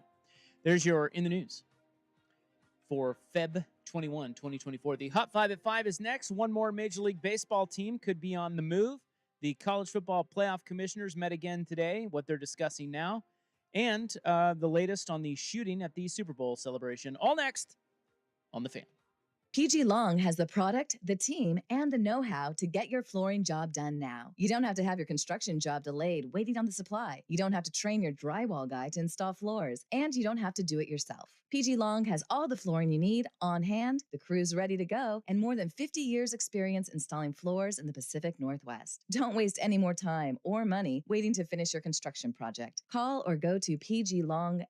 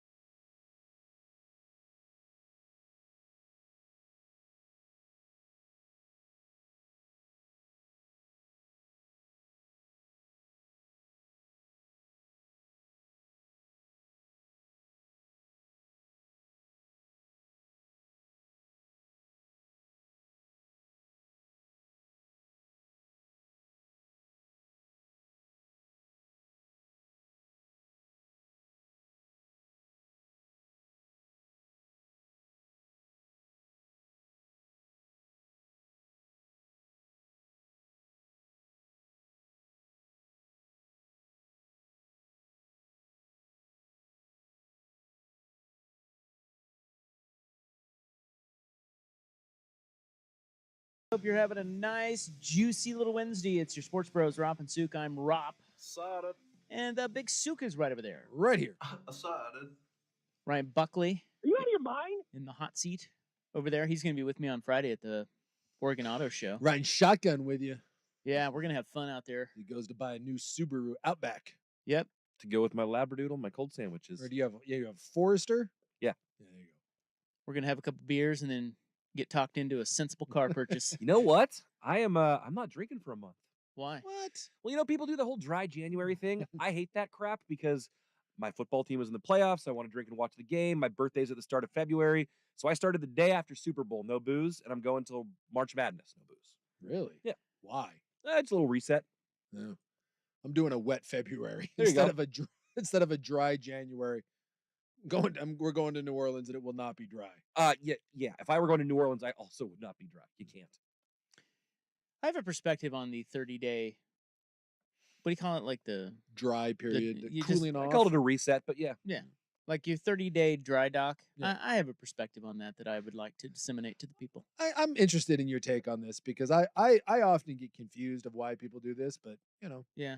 Well, I know why they do it, but they feign some control over their alcoholism or what? yeah, I know why they do it. It's just I don't know. There's a whole thing on this. I've as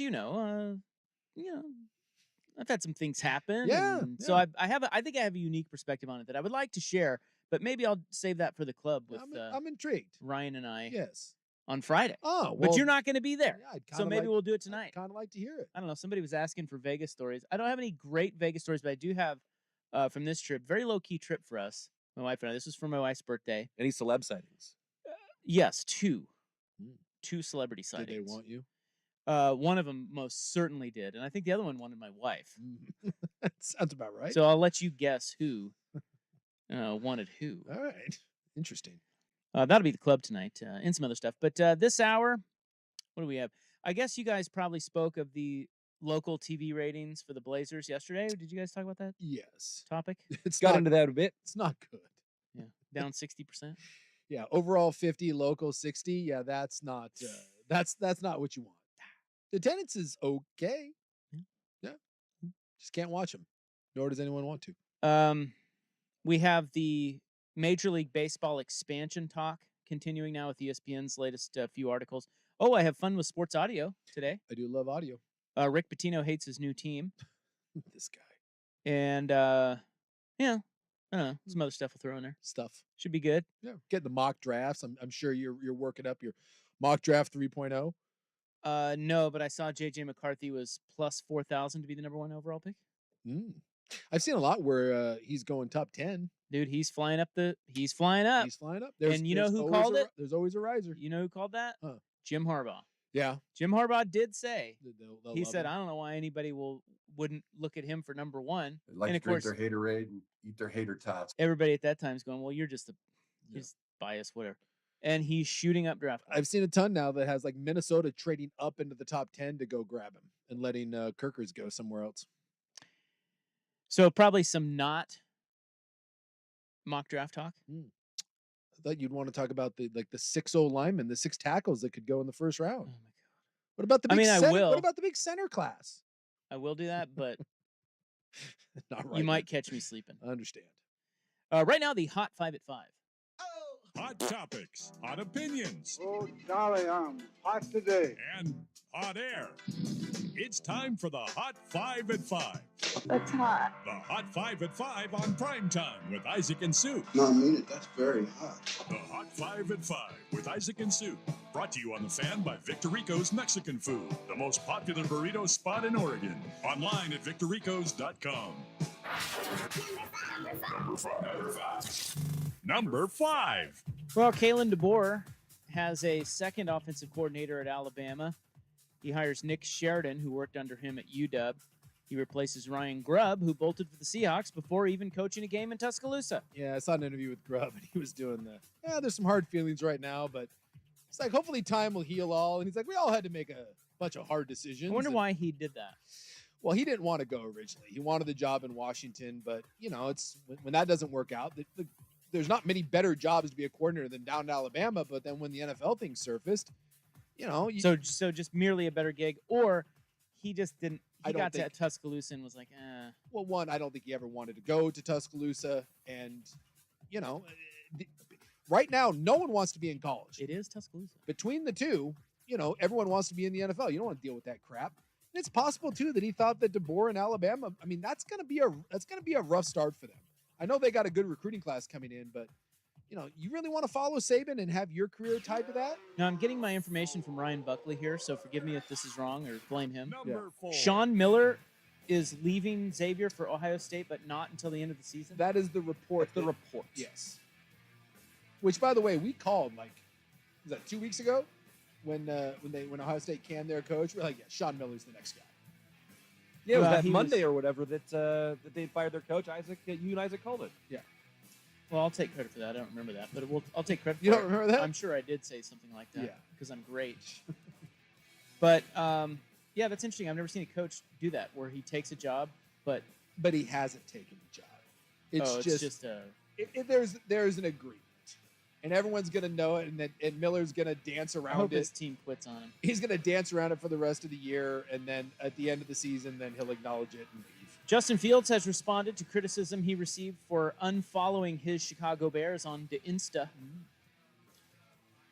He says he was just trying to remove football from his timeline Get bent for a little break as he heads out on vacation. He also unfollowed the NFL. As he continues to follow other players specifically on the Falcons. He came out too and said that he doesn't care where he's at. He just wants it to be over. So Combine is next week. Yeah, Pittsburgh and Atlanta right now. A lot of smoke on both of those. One more Major League Baseball team could be on the move. The Arizona Diamondbacks say they can't rule out moving if they don't get $400 million in public funding. They want to renovate Chase Field. I absolutely love when teams do this. And their owner came out and was like, we're not saying we're talking to other cities, but we're aware that they want baseball and, give us $400 million. Which, by the way, in the grand scheme of things, $400 million isn't as bad as some teams and what they're asking for. Their lease is up after the 2027 season, and they now say they may run out of time. Oregon State baseball is out of the gate 5-0. Yeah. They were at Globe Life Field again today in Texas. They beat number 19 Texas Tech 10-4. They're top 10. Where are they? They were 7 going into the week, I think. Yeah. I don't know if they've moved up yet. Go but they're going to be pretty good. Go Beavs. How about that? Our Beavs. Still the Pac-12, by the way. 2 adult men charged in the Super Bowl celebration shooting, both currently hospitalized. They are hit with second-degree murder. Their names are Lindell Mays, who is in his early 20s, and Dominic Miller, who is 18 or 19. Miller said initially that he just ran, but video shows that he did fire 4 or 5 shots. He later copped to it. His was one who killed the woman who died at the shooting. Yeah, so it turns out the 2 men were looking at each other. One didn't like the way the other one was looking at him, shot. The other one shot back, and then they gave the guns to the 2 kids and had them run off. Correct. Investigators say they aren't there yet, but they intend to bring every shooter that day to justice. So it sounds like there may have been more. Well, this certainly has the feeling of gang activity. And Lindell Mays, the first shooter, he's the guy who started it all. He said that he did hesitate. Yeah. Because of a bunch of kids being around, but then he shot anyway. And he got shot in the face. So, as did one of the kids that he gave the gun to. Come too far together to stop now. Let's do it. That's it, baby. Shut it from the rooftops. Number 1. Number 1. And number 1, the college football playoff commissioners met again today in Dallas. This time they discussed a 14-team playoff that could come as soon as 2026. And potentially, like an hour after the 14-team playoff thing, then there was another report saying that they're considering a 16-team playoff. They also talked about more automatic bids for the Big Ten and the SEC. The 12-team playoff is set, though, for at least the next 2 seasons. And it's official, Oregon has removed that Hawaii game from its 2024 schedule. The season opener is now Idaho at Autzen on August 31st. The Ducks non-conference schedule will consist of Idaho, Boise State, and Oregon State in Corvallis on September 14th. Sounds like basically what's happening is the SEC and the Big Ten are saying, we want more money and we want more guaranteed spots. And if you don't give it to us, we'll take our ball and go home, or at least that's the threat. And the other schools, if they're going to agree to that, there needs to still be more spots available. That's why you're going from 12 to 14 and now eventually 16, because then the SEC and the Big Ten could guarantee themselves 4 spots, get to 8, still have 8 other teams in the playoff. You get more games, more inventory, and there's more seats at the table. Because the SEC and the Big Ten are the ones right now that have a lot of the leverage, and they're going to use this to rattle some cages. And so the 14 or 16 would make sense because you can give the Big Ten and the SEC what they want to make them happy while still leaving some spots available for everyone else. You can't just have it be like 8 SEC and Big Ten teams and Why then not? 4 spots for everyone else. At that point, you're dealing with the SEC Big Ten Invitational. All right, there is your Hot 5 at 5. It's brought to you by Victor Rico's Mexican Food, the most popular burrito spot in Oregon. Order now at victorricos.com. We've got a little sports audio and some MLB expansion talk coming up. It is 5:16 on the Fan. The home of Dirt and Spray.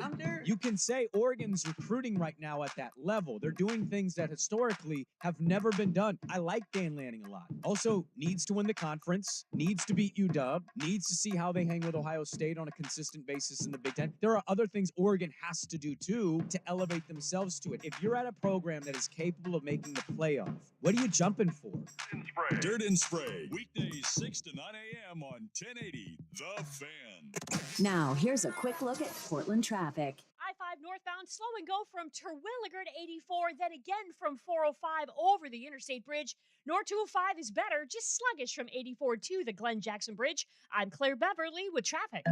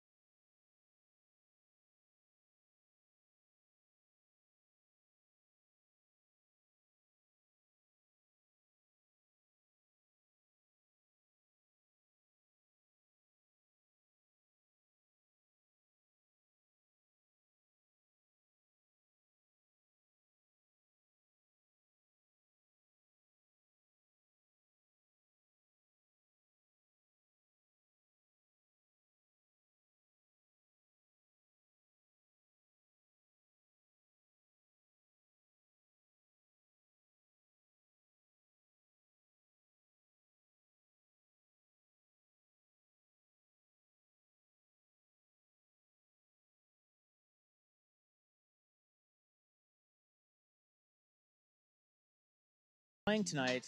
Did they respond to his comments? Fade St. John's. We'll tell you how they're doing. If But first, I was gonna say, have you seen the No Bowl tour going on right now too? Have you seen any of this? I saw this headline. It's no bulls. It's made me think about this. No bull. Because Rick Pitino, his team hates him, and it has popped up. I saw this today across my timeline. Scottie Pippen, Horace Grant, and Luke Longley. I guess Scottie Pippen is like an ambassador to the Australian Basketball League. He's some sort of spokesman. If you haven't been paying attention, Scottie Pippen's a bitch, and he just runs around trying to make some money because he didn't make enough in his career. And he's broke. Like, he went bankrupt. He blew a bunch of his money. So Scottie's been yelling and screaming. He's the one that he came out and said Michael Jordan wasn't a good player. And Horace Grant's what? Yeah, Scottie Pippen said that Michael Jordan was not a good player. Said that he was like selfish and that like he was nothing without Scottie Pippen, and that he needed them to be good. Yeah, it's a whole thing. And then Horace Grant, everyone hates because Horace Grant's the guy supposedly that was leaking all the information to the press. So he got booted from the Bulls dynasty. I don't know what Luke Longley's deal is other than he's from Australia, but they're going on a speaking tour. They're going on a speaking tour around Australia, and I guess they're going to trash Jordan in the last Dance. It's essentially their attempt to quote unquote set the record straight on The Last Dance. So they're calling it the No Bull S Tour, where basically they're gonna like rail on Michael Jordan and that documentary. Every one of those dudes They're selling tickets for it. They should kiss Jordan's feet that he brought them all championships. So they just hated Jordan, and they're jealous. I think they hated that Last Dance came out and made it seem like he was the only thing that made it all run, and they were kind of just there. Well, but it kind of that's how, and they're upset about that. I just love that Scottie and Jordan. Like, if you watch that, like, Jordan gives him a ton of credit. It's just, it's from Jordan's perspective. And by the way, he's the greatest basketball player of all time, and you're Horace Grant and Scottie Pippen and Luke Longley. But I find it fascinating that they're on a tour where they're claiming that it's going to be no BS. Right. Just like when Scottie Pippen said that Michael Jordan wasn't a good basketball player. I would say, though, Horace Grant, he was good, and Scottie Pippen was great. He was greatness. Yes. Like, Scottie Pippen is sort of overshadowed by Jordan. Yes. But that happens. Yeah, when, it does when you're happen, playing right? in the It's just shadow of the greatest player of all time. It's just, this is not the way to go Oh, about and by the way, Jordan's kid was stupid. Pippen's not anymore. Yeah, they broke up. But scrub the Instagram just like Justin Fields. I'm sure that's not causing any sort of weirdness either. I tell you what, I think I said this last week on the show, but my wife watches that Real Housewives show. Yeah. Of Miami, and Larsa Pippen is on there. Mm-hmm. She is so stupid. It's not even. It's kind of unfathomable. Yeah. Sounds about right. She is a total an idiot. Yes. Well, and she was married to Scottie Pippen, which makes sense because Pippen kind of seems like an idiot now too. Yeah, is he out to lunch or like what's his deal? It's bad. I don't really get like him. He's just. Come on, this is like Pippen. He said, "I've seen Michael Jordan play before I came to the Bulls. You guys have seen him play. He was a horrible player."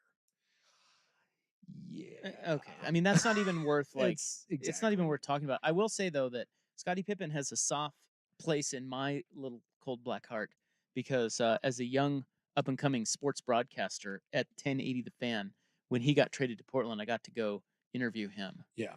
They did a practice over at like Roosevelt High School or something like that. I can't remember what high school it was. And I was out in the hallway, just me and Scottie Pippen. And that, for me, was a pinch myself moment. I bet. When I'm like, oh my God. How old were you? And he was super nice. Well, what years was he here? I mean, he wasn't here long. So you're right. What years was he? So you're probably talking about when you first started. You're probably like, what? 2000, 2001, something like that? Well, what years was he here? And then I think it was right around that time. Yeah, exactly. Yeah. But it's just like he was super nice, and he was really I don't know. I just thought he was he didn't come across as like what you're talking about. Yeah, he was here in 99. 99 and left in 03. Yeah. Oh, he was here longer than I thought. It's just that like when you leave and you become bitter, I get it, right? Like everyone wants their credit, and he feels that he doesn't, get his rightful place, and I understand all that. But it's one thing to be bitter. But when you are playing, like if you played with Barry Bonds or you played with Tom Brady or you played with whoever, right? And you were really good, you just have to accept the fact that as great as you were, you played with someone that was that much better. And when you take pot shots at that guy, it just makes you look like an ass clown. Like there's like Scottie Pippen could probably talk S about the vast majority of guys that ever played in the NBA. Yep. And he would be justified in doing so. But when you attack LeBron or you attack Kobe or you attack Jordan, there's just certain guys that if you go after, you look like a moron. You look like an idiot because those guys are beyond reproach. Like, Well, and that's all he does now is he goes around and it's very weird. and he's just bitter and angry and he looks foolish. It doesn't look good for him. And now he's going around Australia and he got Horace Grant to be like, yeah, this guy cooperated with me. Horace Grant hates him too. Now, did he and Larsa? They had kids, right? They had a bunch of kids. Yeah, yeah. And that was the one. Pippen's kid was pretty good. I don't know if he's still bumming around the NBA, but he was big G League and bumming around some rosters. He was the one that was begging his mom to stop sleeping with celebrities and putting like scantily clad photos up on the interweb. Yeah, Scottie Pippen Jr. currently plays for the Memphis G League team. Yeah. The Memphis Hustle. Oh, really? Yeah. Okay. Do you think his IQ is higher or lower than my front nine score this morning? I think his kid actually seems like he's got a pretty good head on his shoulder. Really? Yeah. So where does that come from? It doesn't come from Larsa. No, I think he just is embarrassed at the whole thing. Like he does. Yeah, he should be. Yeah. When you come from two morons, you either go one of two ways. You either just go full moron or you have the backlash. You're like, I am just not going to be like my Yeah, that's not gonna true. be my parents. Right. Yeah. Okay, well the Bulls just stole a Segi. Yeah. Sorry, it made me think about it when you brought up the Rick Pitino hating his team They and stole a Segi. teammates hating each other, and I just By the way, Pitino's boys have responded tonight. Oh, they have responded. Well, then it justifies Rick Pitino being a horrible person. Well, I have to play his audio because it's just too good. Yeah, it's fantastic. We'll get to that. But first, here's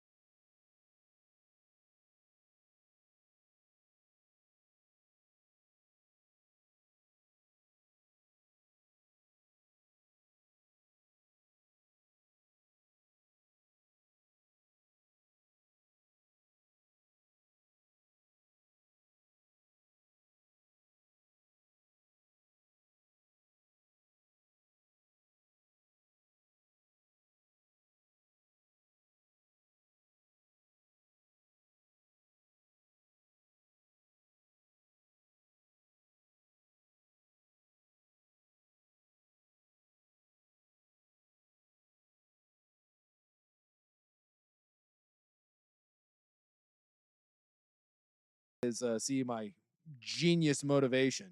Yeah, well, it's Well, Georgetown. I've heard of coaches that try to motivate their team that way with a little lesser jab, Yeah. but not quite like that. Like that's not even him trying to motivate. He just doesn't care. He hates them. Yeah, I love the And he can't wait to get rid of all of them. because he was terrible in Boston. Terrible. But he's like, I loved every minute of it. This? No. I've been coaching for 50 years. Never had a worse time in my life. Was it the university? No. It's just my horse crap team. Get bent, Rick Pitino. That's just I kind of like Patino. God. I mean, he just that. I do like when he wears the white suit and looks like a vampire, but that's and he likes horse racing, horse betting. Well, it's He bets the ponies. and I'd also like to point out that he likes having sex for 9 seconds with people that aren't his wife on Italian food tables. Well, I don't know about the people that aren't their wife part, but the other parts, 9 seconds. I identify with that. Oh, Rick, you're such a class act. So Jeff Passan of ESPN wrote an article yesterday about Major League Baseball expansion, and in it, there's some nuggets. Nothing great for Portland. Well, nothing particular. I mean, it sounds like Salt Lake is the preferred. Well, again, nothing great for Portland is that he reports that Salt Lake has passed. He said multiple ownership level sources have told him that Salt Lake has passed Portland. Yes.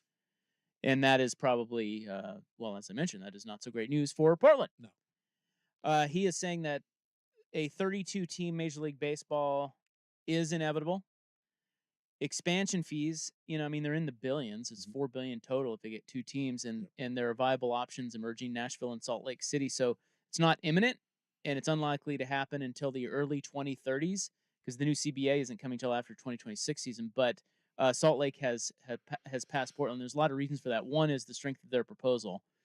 They would be the smallest city with Major League Baseball, so that concerns owners. But he said that their proposal for a stadium district is like $3.5 billion stadium district. They proposed it last week. I guess it's just off the charts good. They've had solid attendance numbers for the Jazz and Real Salt Lake. And one other advantage they have is they can potentially host the A's because the Salt Lake Bees Stadium is going to be done in time for the A's to need a temporary home. So they could do a solid to baseball, right? And as you scratch my back, I scratch yours. Well, that and just show that the city would support it. And forgot they hosted the Olympics. Like Salt Lake's fine. I understand that it's not a giant city, but Salt Lake is doing just fine. Well, they seem to have their S together. I'll tell you that because they came in the whole expansion. The lexicon that we've been talking about here for years. They have not been on the radar until this last couple of years. I wonder, and you'll never know, but God, the pandemic and I know there's much bigger things that happened during the pandemic than just what happened to our city in baseball, but it's just you gotta wonder the head start that we had and the momentum we had, and Salt Lake wasn't even a thing. And remember, right before the pandemic, Major League Baseball was getting set to come tour the city. And then the pandemic hits and the floodgates open and we F the thing up and we let the city go to absolute hell and it gets overrun and we've never recovered.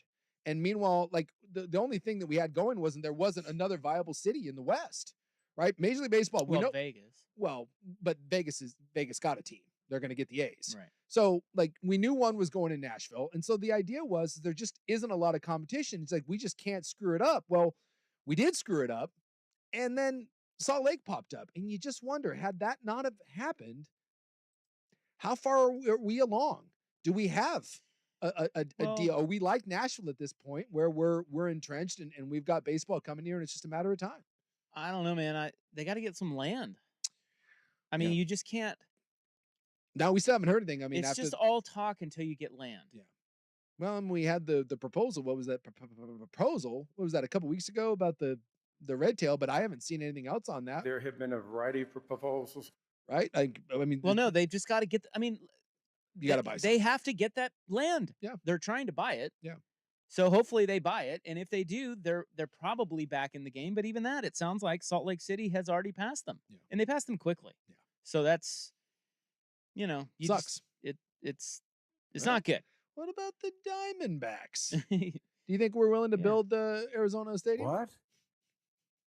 because the Well- Diamondbacks are blustering, saying that they need what $500 million to help build a stadium, and if Phoenix won't do it, we'll find somewhere else to give us $500 million. Do you think Portland's willing to pony up $500 million?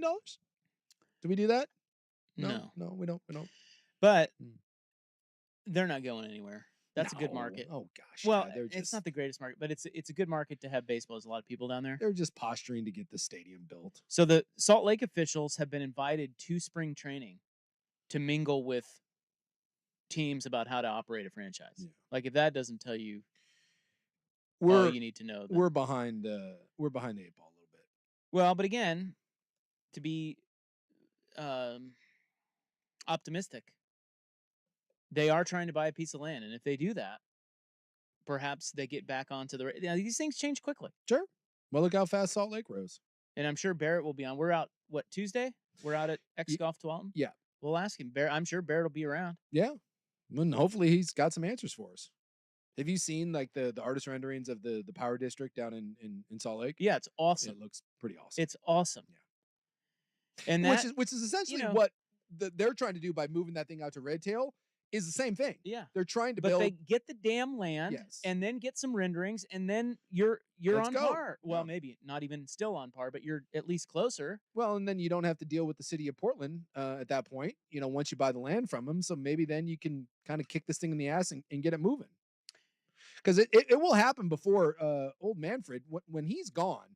Like this is going to be before he shuts this down. Well, he said that he wants cities selected and the process moving along by the time his tenure ends, which he has just announced is going Yes. to be 2029. Yeah. So But like Passon said, its expansion team probably won't actually be playing until the 2030s. But you need to. You have a short period of time here to get this figured But out. it just goes to show you that, and I've long said that, and I do believe this, that the Major League Baseball to Portland, the Portland Diamond Project group, is really strong. Like they know what they're doing. Yep. And I know people don't believe it, but you should believe that they have money behind them to own an ownership group. It's not just Russell Wilson and a couple of other not funny money. local guys. That's right.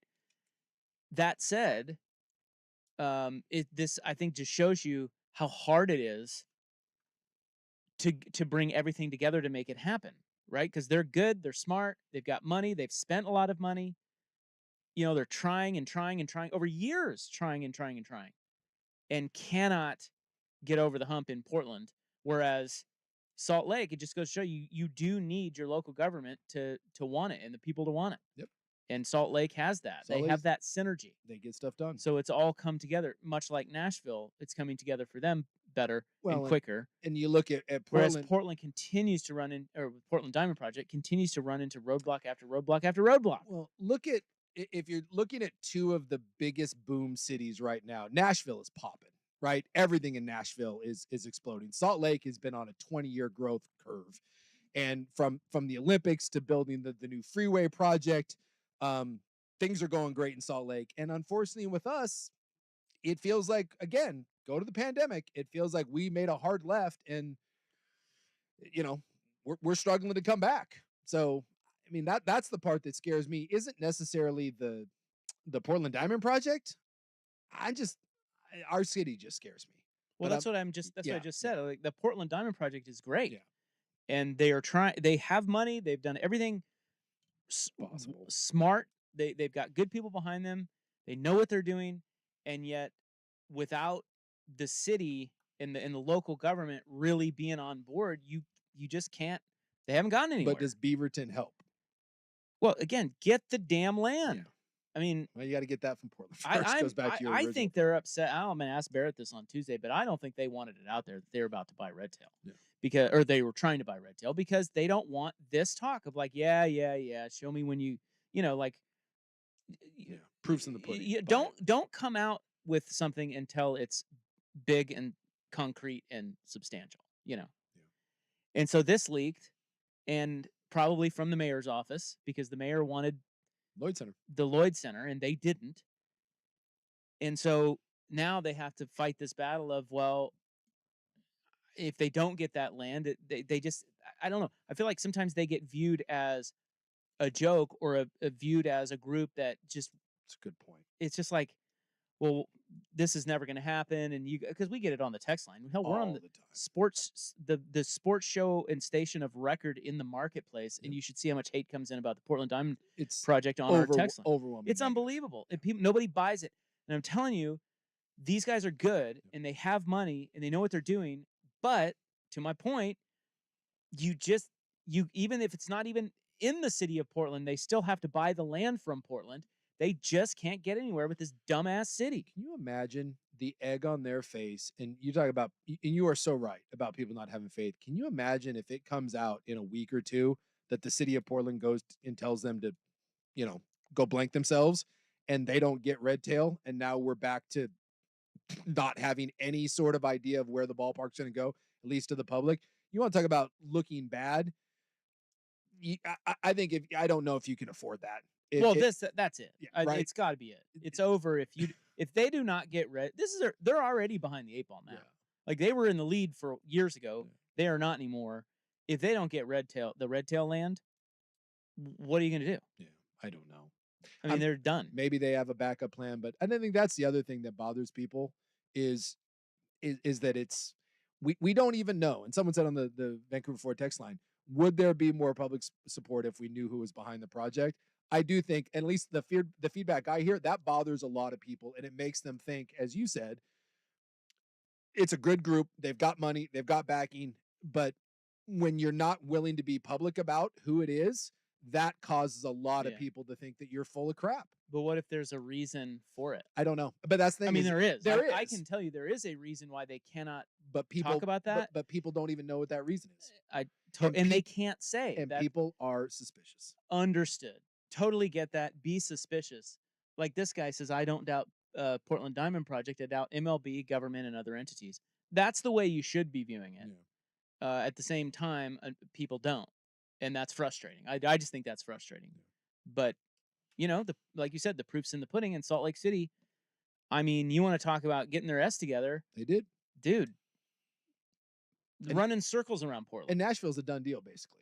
I mean, Nashville's just sitting back being like, cool, we'll see you in 5 years. So, it's not great news. Well, maybe we'll get lacrosse. Wait, didn't we already have lacrosse? Maybe we'll get arena football. Didn't we already have arena football? WNBA. Didn't we already have the WNBA? What about an MLS team? We got That's one a good of those. league. Ooh, NFL. Tualatin. Love it. What if we got a Canadian? Canadian Super Bowl. What about a Canadian football team? What? Like annex a little piece of land, call it Canada. All I'm saying is, think about this: the NHL has teams in the United States. That's and true. Canada. That's Major true. League Baseball, right? Why can't Canadian football have a team in the What United about States? another NBA team? Two.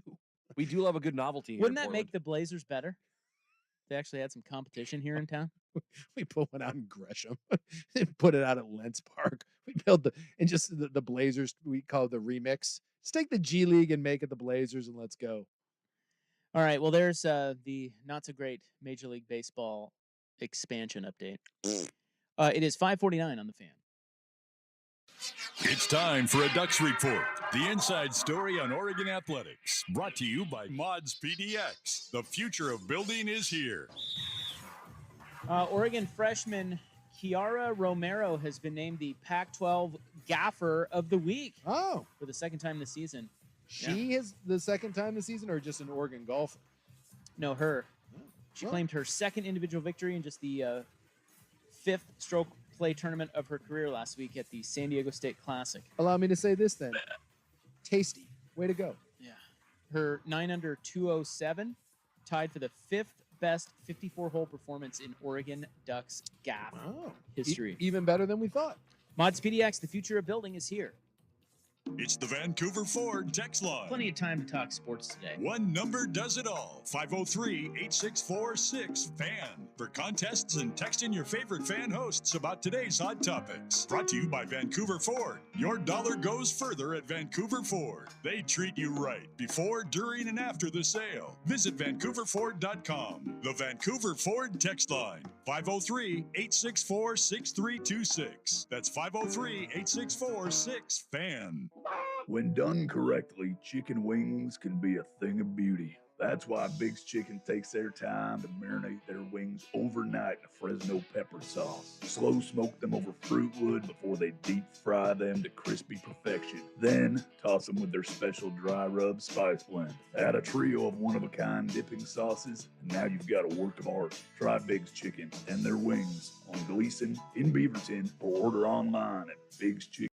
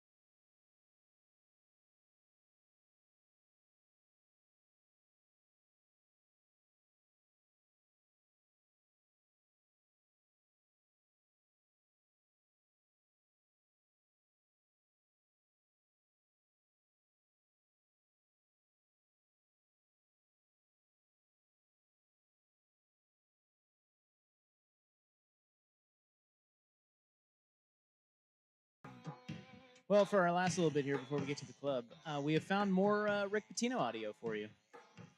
Is it after 9/11? Yeah, this comes from West Virginia. So there's a West Virginia player that played for Patino, I believe, at Iona, and his name is Quinn Slazinski. Anyways, he was asked about the whole Patino thing going on Sunday, Monday, and he had this to say about his experience playing for Patino. I didn't box out. This was in practice. Like, he looks at me. I don't know. Like, out of love, he said he will chop me up in 7 pieces and send me back to Detroit or Houston or wherever the bleep I'm from. And I go and just sit there and laugh. He's like, "Are you laughing at me?" And I'm like, "No, I don't know." He knows it's just a game. It's just who he is. It's just kind of the way he talks. He doesn't mean it. He likes to win. Yeah, he didn't mean he was going to chop you up into pieces and send you back to Detroit. He just seems so lovable. Hey, Mark Mangino got fired for that. I know. I was just thinking that. Yeah, Mangino got fired. I guess he was a player that was from Los Angeles and he came from like a rough neighborhood. And I think the guy's brother had been killed in gang violence. And he told the guy that if he didn't shape up, he was going to send him back to like where he was from and he could get shot too or something like that. It was like, Mark, it's funny that like when Rick Pitino does it, we just laugh because Rick's viewed as a great coach. But if you suck and you do that, then we're upset and we fire your ass. Well, like, Mangino was really good. Yeah, until he wasn't. Well, but he was still. They didn't want to fire him. No, like he did so much of that stuff. They kind of had to fire him. Yeah. So it wasn't like he got bad and then they used that as an excuse to fire him. He was good. Yeah. It's just Patino's. I don't know. It's just funny to me that everybody's sitting there laughing at that kid talk. Like, oh, ha, ha, I'm going to chop you up into pieces and mail you. Oh, ha, ha, ha, ha. That's just kind of. The kid tried to make it sound funny, and all the adults ran with it, but like that didn't sound very funny. There's a great sketch, and I can't even. You can't say it. It's from I think it's called The Ben Show. It's one of the funniest things I've ever seen, and it's a coach, and he's just tearing apart his team. And it's racist, it's misogynistic, it's just the most horrific things you can say to each individual player. And then at the end of it, he's like, I do this because I love you guys. It's like this, and it's so true. It's like I say the most horrific things to you, and I yell at you, and I treat you awful, and I do it not because of the money, I do it because I love you. And that just I just can never wrap my head around that crap that coaches get away with that dog mess.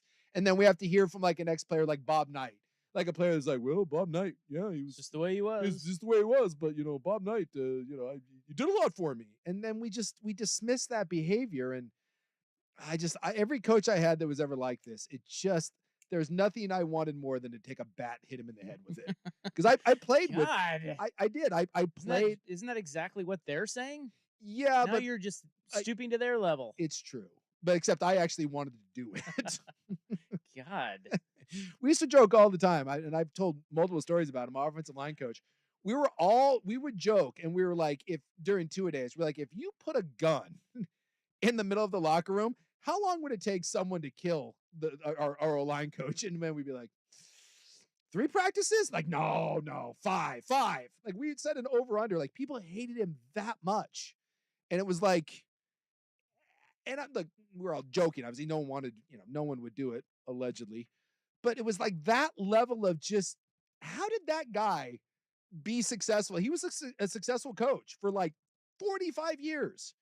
And it's just, it's amazing to me that guys are allowed to just continue to be this way. And at least as like a position coach, you're kind of underneath the radar. Like the Tom Izzo's of the world, I guess when you win, it just, nothing else matters. You can be as big a D as you want. And then we're like, well, he's a disciplinarian. And, it's just, as the guy said, just the way he was. Doesn't it make you appreciate the great Mike Riley? Yes.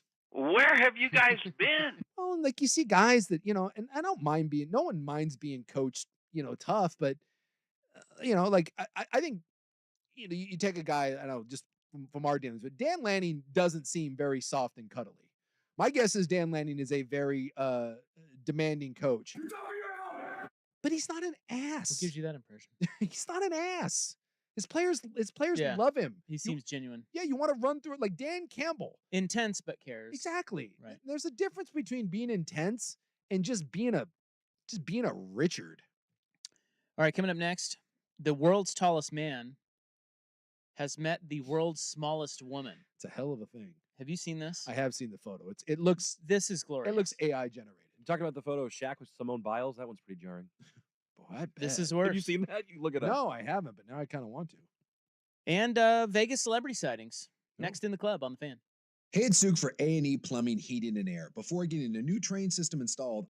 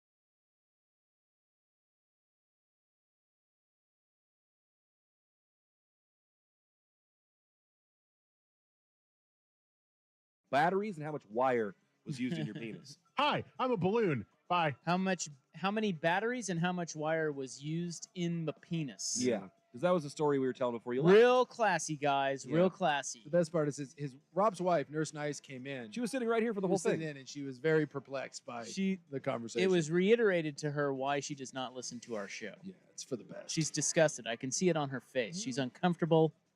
She's like, "Why did I marry this schmuck?" So what you're saying is she's a coward, and Rocking you on no a Friday. batteries Why did I say that? were inserted. No batteries were inserted into my schwanz. And she wants to be a hoot. Well, I keep telling her she's not a hoot. Sounds like you're not the funkle either. The fun uncle and the hoot, we were not. Yeah, We were pretty low key. Your wife wants to be a hoot, and I think we've all collectively determined she's not a hoot. Well, I'll tell you what. We had a good time. Well, I Las hope- Vegas is always fun for us. I would hope so. The weather was great. Played some cards. Was it like 80s? No, it was probably. I think it maybe reached 70. There was one day where it was super nice. We actually went out to the pool. We didn't even know the pool was open. So I was wondering if you got a little pool time. Yeah, we did a little, but we didn't think the pool was open, but it ended up being open, and we were like, oh, well, let's go down there. It's beautiful, and wow, it looks kind of cold. Should we do that? Oh, that was a smart decision. Tease out, I hope. Tease out. Let's No. go. You know what they did? So we always stay at the Wynn, and the Wynn never comes up short, ever. We've stayed there, 20, 25 times, and we'll never go anywhere else. It's just it's the best casino hotel on the Strip. You were very much pro Wynn. It's just it's a great spot, but they have a European pool where you can have teas out. That's right. Now, this time of year, the other pools are closed. So the only pool that was open was the European pool. And that, of course, means that kids were allowed. So then no teas. So no teas. That's so disappointing. Yeah. But at least it was, I was just happy that the pool was open. Yeah. And the bar at the pool was open. Oh, there you go. So that's great. Yeah, it's disappointing, though, when you're expecting European and you get boring old American pool. Yeah. I saw two celebrities. The Wynn always has all the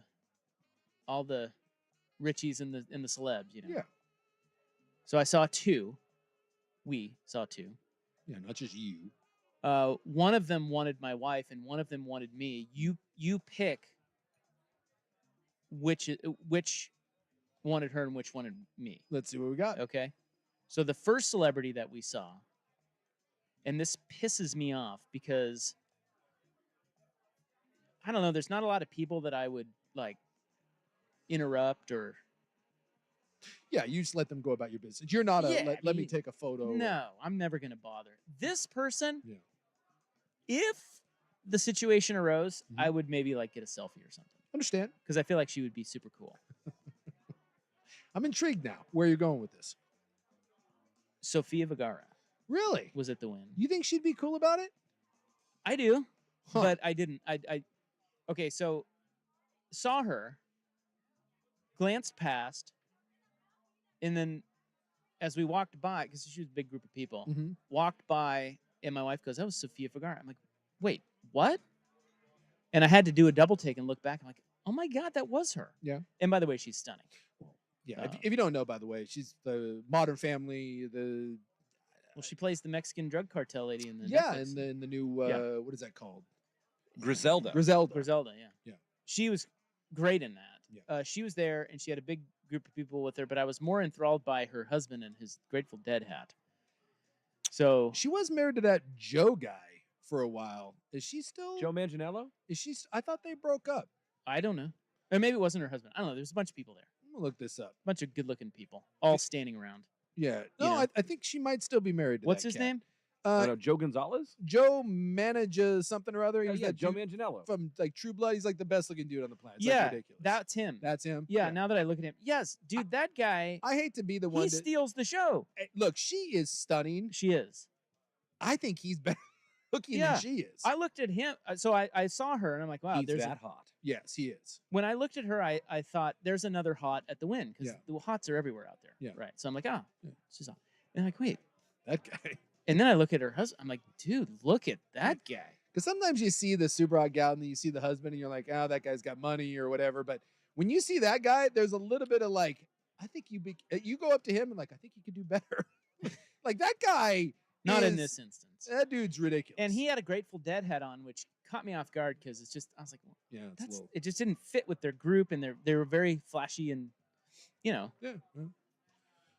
Anyway, the other one was So that's really a two-prong celebrity. it was, but I didn't even know that guy was yeah, a celebrity. your power couple. You just thought he was just a handsome dude hanging on. Right. Yeah. Which he kind of is, but still. Yeah, what's he been in? I don't know. He's like in Magic Mike. Well, so and I'm True seeing Blood. now online that Sophia and Joe Manganiello reportedly broke up in June of last year. So maybe it was another hot dude. that she Okay, was maybe with. it's her new husband. He I don't probably know. looks just like this guy. She has an archetype. I don't know. He was handsome, and he had a Grateful Dead head on, and I didn't recognize him. Okay. And then she was with a bunch of other hots. The other celeb that we saw was Zach Braff, who was playing cards there. The of, Scrubs guy, huh? well, now of- of T-Mobile fame? Of the T-Mobile ads. What is it? What does it go? $50 for T-Mobile. T-Mobile, something like that. Yeah, him and Donald Faison Yeah. singing in the T-Mobile ad. He Yeah. was there. So he's pretty much just living off the whole Scrubs thing still, but good for him. Yeah, I gotta say, he was playing blackjack with a group of people, and he wasn't betting a ton. He was just Well, having fun. I don't think he has that kind of money. Well, he was just having Yeah. fun. He just looked like a group of friends having a. Actually, I didn't even recognize him either. We looked at him, and my wife was, "That's Yeah. that one So guy." basically, your wife is checking out celebrities. Well, yeah, I mean, I've been like again, you look at him and it's like, hey, that's is that the? And then you get a closer look, like, oh yeah, it's Zach Braff. Yeah. She's like, oh yeah, I love Zach Braff. Well, anyway, we saw him twice, and he looked a little haggard the second time. See, Brav seems like the sort of guy that you could go up to. I feel like he would be more opposite, open. Really? Opposite.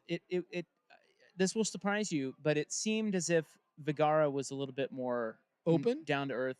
Brav, he kind of had an aura of leave me alone. It's possible that he plays such a nice guy that he has to kind of do the leave me alone vibe. Probably. Otherwise, everyone goes up and bugs him. He kind of looks like a serial killer in real life. I can see that. He was, because he plays this all shucks like super nice guy. Yeah, he didn't seem it. I don't know that he was just. You're right. He probably just wants to be left alone. It's not like he has to go around smiling and like appease people like us. Yeah, I totally get that. He's probably a great guy, but he did not. He gave up Sook vibes of like, how people always say Sook. God, I don't want to talk to Sook. Look at him, the resting bitch face and everything. He had that. Then I feel for him because that sucks. So which do you think wanted me and which wanted my wife? Well, clearly Zach Braff wanted you. I mean, that goes without saying. Wrong. He saw a piece of Isaac Robb and was like, I need a hunk of that man meat. I'm sure Vigara wanted me, although I can't confirm that. Yeah. And Zach Braff, he was kind of checking out my wife. Yeah. As we walked by the second time. Do you, like? I punched him. You didn't read about it? I'm trying to think of. I'm just trying to think of two people that are less likely to get in a fight because, like, Zach Braff is the Hollywood equivalent of you. I just of what would lead you two to come to blows. I really can't. I just can't think of something. What would probably happen is we would sit down and have a good time in Vegas at the tables together. I would hope so. Like you solve it over an old fashioned and a hand of baccarat, right? Yeah, it's a more civilized sort of world. Well, there's no hands in baccarat. Well, sorry. Well, I mean, maybe there are. Well, they call it a hand, though, what, right? Do they call it a when they hand? roll the dice and Do you they? count the numbers, I think? Okay. I tell you, have you ever looked into baccarat? No, it terrifies We had a me. discussion We had about it we were yesterday, talking. though. It absolutely terrifies me. It's one of those It's games. super simple. Is it? Yes. It's like stupidly simple. It It's scares me. stupidly simple. It should scare you because it looks complicated. It is not at all. It's like a 50-50 proposition. It's You're basically betting on the sum of dice Yes. being like, what's it, 6 dice? And you're saying over under 15 and a half? That's right. One or or the whatever? other. You're betting one or Yeah. the other. And you always see people with a ton of money playing it. It attracts major high rollers, especially from Asia. Oh, my I'm God. not sure what that's about. Dude, the Asians love it. Yeah, I don't know why it terrifies me. I just think of it as It's super simple. I think like James Bond playing it, and like I don't have a place in it because I know craps is Yeah. way more complicated. But I like craps doesn't. A craps table. If you don't know what you're doing, you walk up to a craps table, that's gonna freak you out. But once you figure out what you're doing, craps is great. There's just something about I don't know. It's just it sounds too fancy for me. I don't want to feel play like some any of us- baccarat. No, None of the three of us belong in a baccarat table. No, it's You're right. We don't. We don't at all. It's like too high society gambling or something. exactly. No, I did play It's like it. if I went to a highlight match. No, I can't. I did play a new game that I didn't know existed called Crapless Craps. Have you? So I like craps. So my wife and I like to roll craps. Mhm. But we belly up to a table. We're just walking around looking for a place to play, and we're like, oh, let's try that table. Looks Yeah. kind of fun. Bunch of people having a good time. That's how I gauge where I'm going to play craps. You is just hey, I then look at That's all the only way to do it. I look at all 5 tables and I look at who has the most people, but also a spot for us, and looks like they're having the most fun. okay. And then I look at people if they have chips in front of them, like they're winning money. Let's roll here. So we step up to this one. It's got about 5 or 6 people at it. None of them looked. A couple of them were just empty. And and then I look down at the I get cash in. I'm ready to play, and I look down at the felt, and I'm like, wait, what is this? And the guy's like, he goes, I'm sure he sees that all the time. He's like, look, it's called Crapless Craps. Just play it. It's like, you're gonna love it. Yeah. Have you ever heard of Crapless Craps? No. So it's a craps table, but you can bet on the 2, 3, 11, 12. Okay. So there's so instead of 4, 5, 6, 8, 9, 10, So you're saying as place bets, like if you Correct. bet the 6 and the 8, you can also bet the 2, Correct. 3, and 12. you Okay. can bet the 2, 3, 11, and 12. 2 and 12, since there's only one combination of dice, you can get that Yeah. number. That pays 6 to 1, and then what would it be? 3 and 11 pays 3 to 1, and it's super fun because Because you can bet those as a single roll bet usually, but then it's gone Correct. after one toss. So these stay out there. they stay out there just like So there's no crap out. What's funny is I learned something about craps. You guys like craps, right? You love guys, craps. Yeah. I didn't know that the 7 that does not mean crap. No, that's not crapping out. Crapping Right. out is throwing the 2, 3, or 12 Correct. on the come out roll. Correct. Yes. See, I didn't know that. I thought the 7, the bad number. 7 is the worst number in craps. Obviously, it's the most combinations you can roll. And if you have a point established, you roll a 7. I've always thought that means you crap out.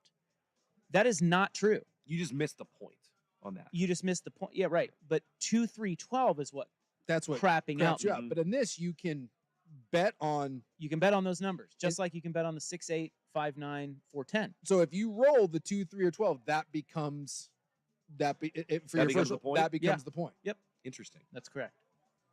And then you can I just place bet, but yeah, then you can place those bets. And what ends up happening, so the way I learned it was the dealers there are super cool and they were helping me out. But at the same time, they didn't explain this to me until I saw this big old this young guy who had an S ton of money. He probably had 50 grand in chips. Yeah. And he takes the slot right next to us, and I started watching how he was betting, and all he bet was 2, 3, 11, 12. Huh. And so I ended up asking him at the end. I'm like, why'd you do it that way? He's like, well, Best odds. the payout? odds. Yeah. He's like, those numbers do come up. Yeah. And so that pay you 3 to 1 and 6 to 1. Bet that. Otherwise, if you're gonna bet the 6 and 8, just go to the other tables. You know. Huh.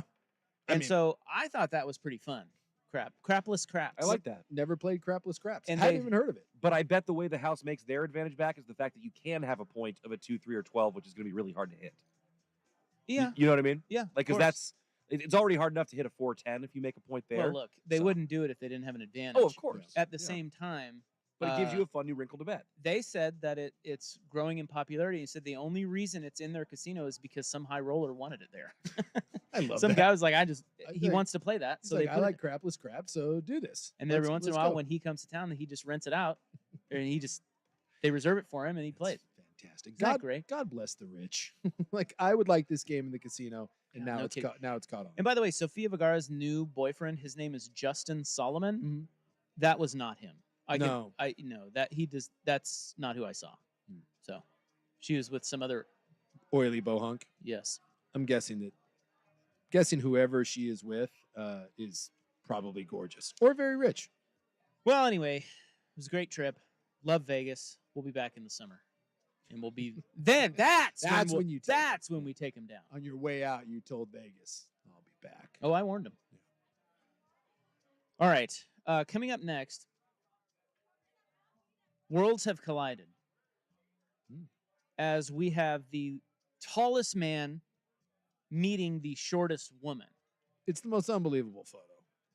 and we must discuss this. That's next on The Fan. Sticking around for Window Nation, this is a company that is new to Oregon, and as I've been telling you for the last couple of weeks, they are offering 50% off on all window styles right now. Plus, you can get 0 down, 0 interest, and no payments for 24 months. But I got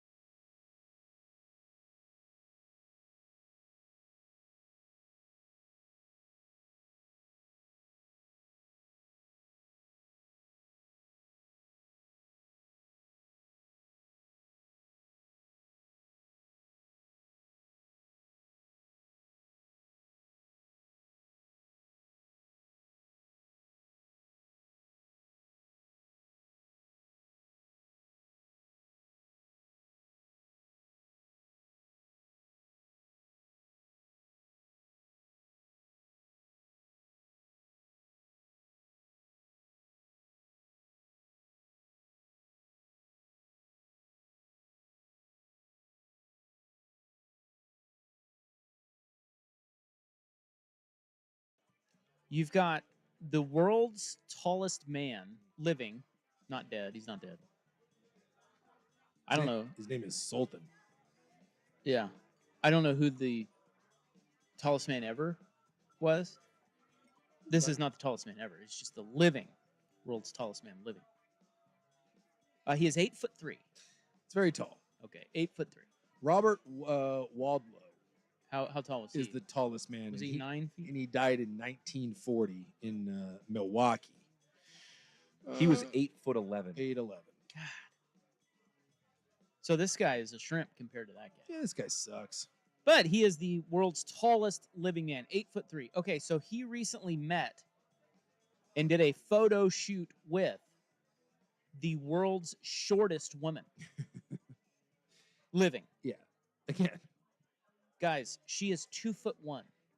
It's they said she's smaller than the average 2-year-old. He is 8'3". She is 2'1", and I am telling you, these photos are unbelievable. It does not look real. She does not come up to his knee. Well, she kind of does. Really? She's at his kneecap. Well, kind of. He's like bent down. She might have to jump to bite his kneecap. It's possible. Dan Campbell style. Although, Dan Campbell style, she may go right at him. I mean, she's in prime position right there to grab that knee and head, And on the way up, we're going to bite a kneecap I mean, Buckley, you talked about the Shaq Simone Biles photo. Yeah, this is even more jarring than that. Because by a lot. That is a jarring photo as well. A jarring fart. I think you can sell those if you're hot enough. Yeah, the Shaq Simone Biles, how do you say this? She basically comes up right to his waist, if you know what I mean. Like things could be easy for them. But or very difficult. Right. Yeah, no, depending. She looks like, so the best way, you remember those little, we had a Laurel and Hardy one, a Laurel and Hardy like a ventriloquist doll. Oh, remember yeah. those like ventriloquist dolls used to have? Yeah, they're terrifying. It looks like he's holding one of those. Yes. In his hand. Yeah. He holds up his shoe, and his shoe is roughly the size of her. It's really unbelievable. Yes. She lives in India. He's from Turkey. And that's really all I had to. On that, it's just look it up, and then I appreciate that they managed to get together, and I'm guessing that neither one of their lives are great, although maybe there's I don't know, maybe they're making dough on Cameo or whatnot, but the question becomes: would you rather be the world's tallest man or the world's shortest? I guess in this case, girl, but the world's shortest man. Would you rather be 8'3" or would you rather be 2? What is she? 2? She's 2'1". 2'1". Do we That's know? too short. We know that being abnormally large and tall significantly shortens the lifespan. Is that the same with someone that small? I would assume so. About the same, because I guess longevity would play a factor for me. I'd want to know about that, but ultimately, I think you'd rather be the taller than the shorter. But See, I think I'd rather be short. I think I'd rather be 2'9" than 8'3". Well, yeah, any kind of generic travel would be a real problem if you're that big. If you take the health part out of it, let's just call that equal. Sure. Where, you're going to die at the same age. And it's probably younger than average, 'cause Yeah. I think I would rather be tall. Really? Yeah. I think. Because I looked it up. Dwarfism. And that's what she has. So she has a form of dwarfism. So regular dwarfism does not affect the lifespan, according to. Well, again, we're taking that stuff taking out. that stuff out. We're going even on lifespan. Which would you rather go through life as? I still think I'm taking the short. And I'm taking tall because I think I could go to the NBA. You can't, because once these people you see them that are 8 feet, they can't walk. Like I would be able to walk. He has to use a cane because I'm an athlete. So yeah, health is not an issue. We've decided. I understand, but you can't walk when you're 8'3". Oh, I could, because again, I'm an athlete. Well, you're not listening to me, think about the pressure that is applied to your bones and your joints when you're 8'3". I don't want to be 2 foot tall, dude. I would like to be able to walk. I would like to be able to sit.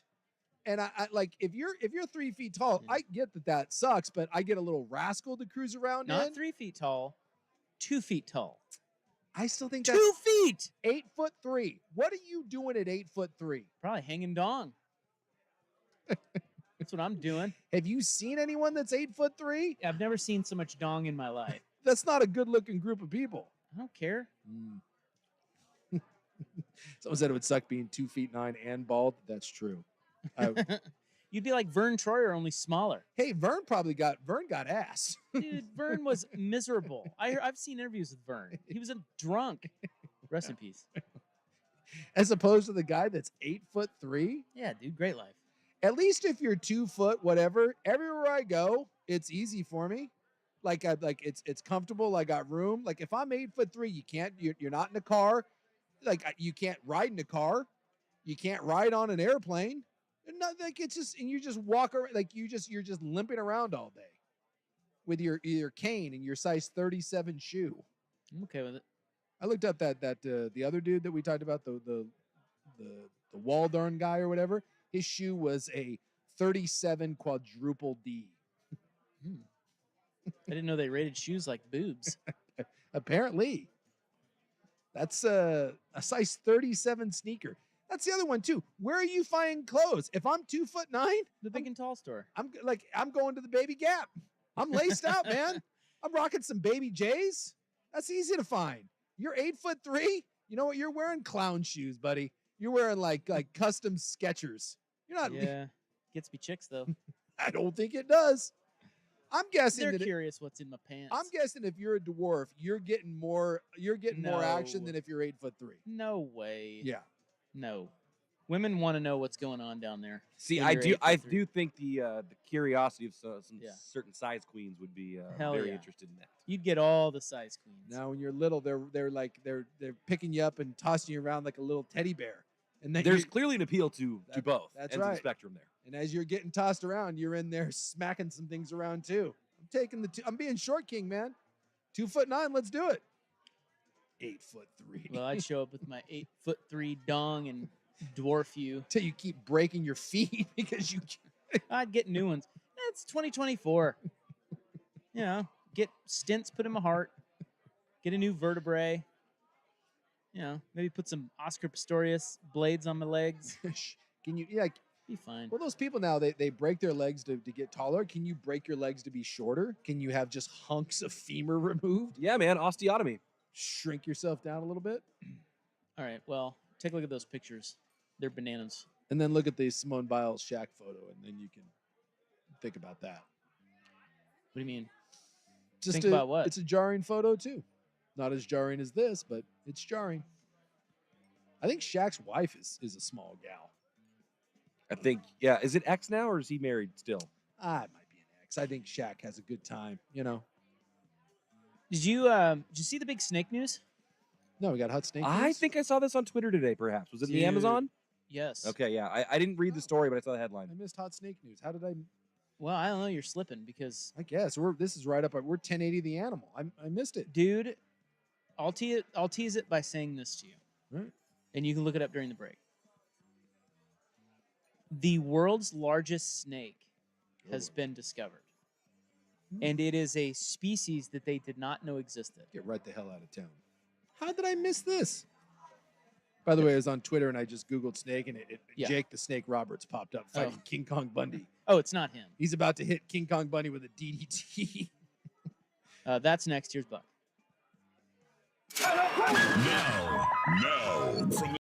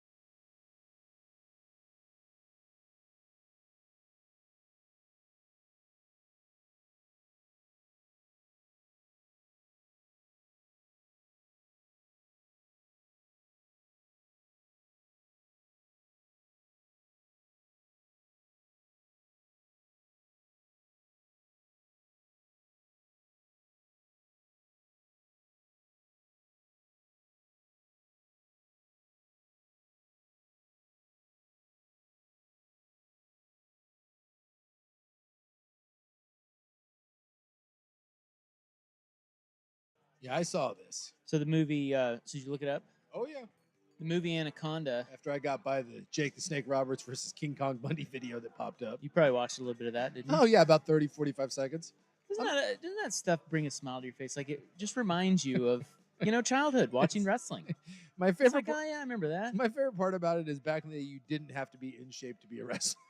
Because King Kong Bundy was just a big fat ass, and Jake the Snake Roberts looks like some guy that runs a muni golf course. Well, He's just got a sweet dad bod, and they're like headlining wrestling events. My favorite wrestler was always the Boogie Woogie Man. Yeah. And he had the body of a grandpa. I know, it's Like, so weird. just with tights. Yeah, now you actually have to be in shape and be able to Anyway, move around. So this is in Brazil. Yeah.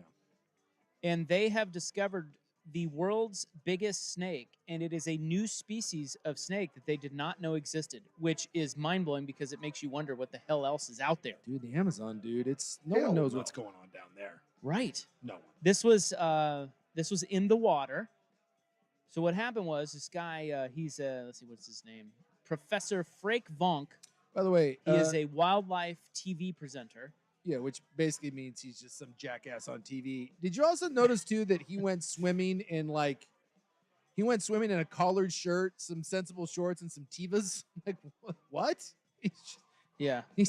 He's dressed like Ace Frehley. Yeah, he's just down there swimming around. You're like, what is happening right now? Well, anyway, there's photos of this. There's video of it. They found this snake. So he found this snake. And it's 440 pounds, dude. It is 3 times the weight of the average human.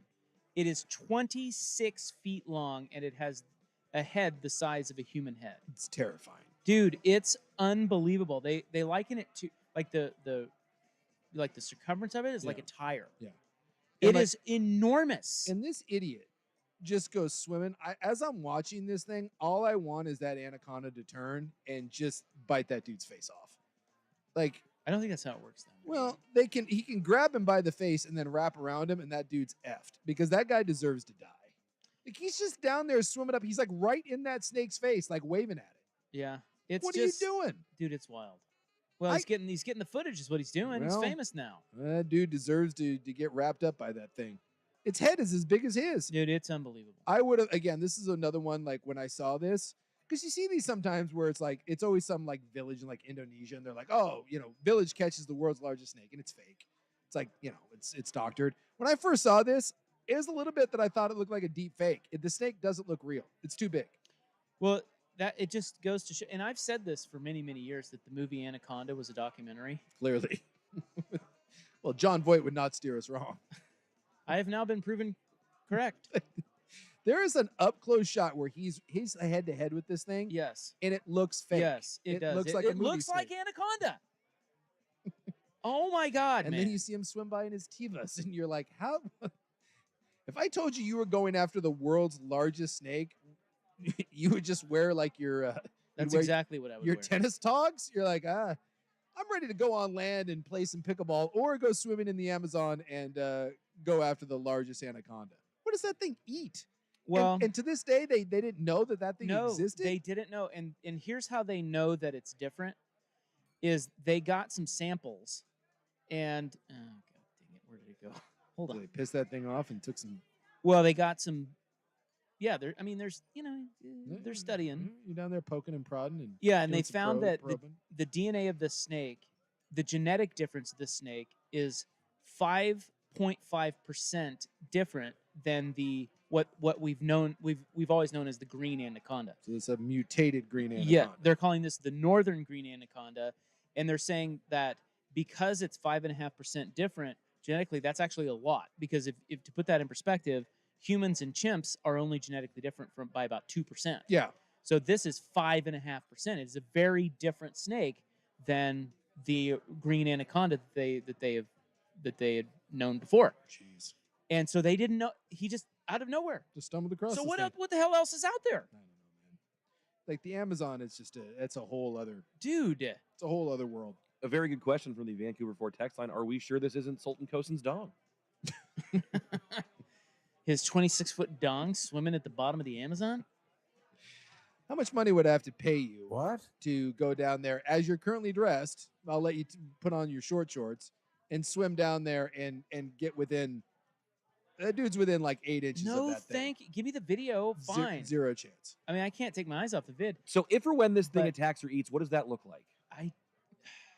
Well, I mean, Does it happen anaconda, quickly? or slowly? anacondas can go after children, small humans. They can go after like small deer. But is it like a pigs. constrictor? Does it do it slowly or do they strike like fast? Yeah, he's an No. anaconda. I No, mean, they bite and then they wrap then and they then wrap. they constrict Okay. and swallow. So they would bite you first. Yes. Hmm. So I've always heard that like if an anaconda cannot take a full size human down. this one could. I wonder if this thing could get this guy. It looks like it could. He is ballsy as hell too, man. Right? He is like that thing. You can tell that thing sitting there thinking about turning and eating his face off. There is a moment where he's like celebrating like an idiot. He's doing that Brad Pitt like double fist shake weight thing, like underwater, and it stops and it does. You can tell it's like, what is happening right now? Maybe it's because there's a camera crew, and so the snake's like, dude, I just want to get out of here. But what would you do seriously if that thing turned and because he's got a little Well, respirator? He's dead. But if that thing turns and wraps you, you're Yeah. in its domain. Yeah, he's dead. He knows that. I'm rooting for the snake. Those guys all know that when they're dealing Man. with these animals. I don't know why, but I mean, I guess that guy's down there doing, he's doing his job and he's bringing us this footage that we're talking about. But I'm surprised more of these guys don't go down. And when they do, I just have a hard time having sympathy for him. What? Yeah, I mean, if it killed him, I don't care. Yeah, you're like, oh, You're playing with fire. exactly. At the same time, what he discovered is amazing. I don't know how he did it either. Did they just get lucky? It doesn't say in this story.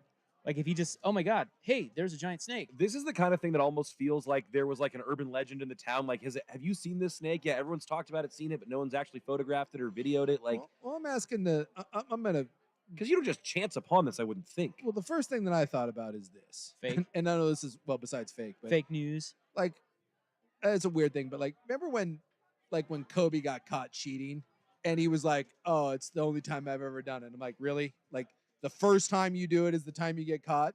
So you're going to look for big anacondas. And the first time you go down there and film it, you happen to catch the largest one of all time. What are the chances, if that's the first green anaconda of this species, with a northern green anaconda, what are the chances that that's really the biggest northern green anaconda? There's other ones Right. out there that have to be bigger. There's right. no If this way- is brand new, Right. this If this could is- just be an average size. if this is brand new and this is the first one of these that you found, Dude. there's no way you can convince me that this is the biggest northern green anaconda. There's other ones out there that are probably much larger. And that's where I went after thinking, this is fake. I want that guy to get his face bitten off. I went to, there's no way that this is the biggest one. That's so true. Yeah. There's just no way. You don't stumble across the world's largest snake the first time you discover a new Yeah, because species. they're saying that the average, so the original green anaconda that they know of was their average 20 feet. Yeah. This is 26 feet. Yeah. You're right. That could just be Average. Yeah. for the green anaconda. Yeah. Or the northern green anaconda. So maybe there's one out there that's like 30 feet and weighs like 600 pounds. Like I said, Anaconda. We The owe movie- John Voight an apology. the movie Anaconda was a documentary. By the way, if you ever want to see the creepiest meme of all time, look up John Voight staring at Jennifer Lopez as an anaconda. It's the most predatory look of all time. Looking it up now. Yeah, it's.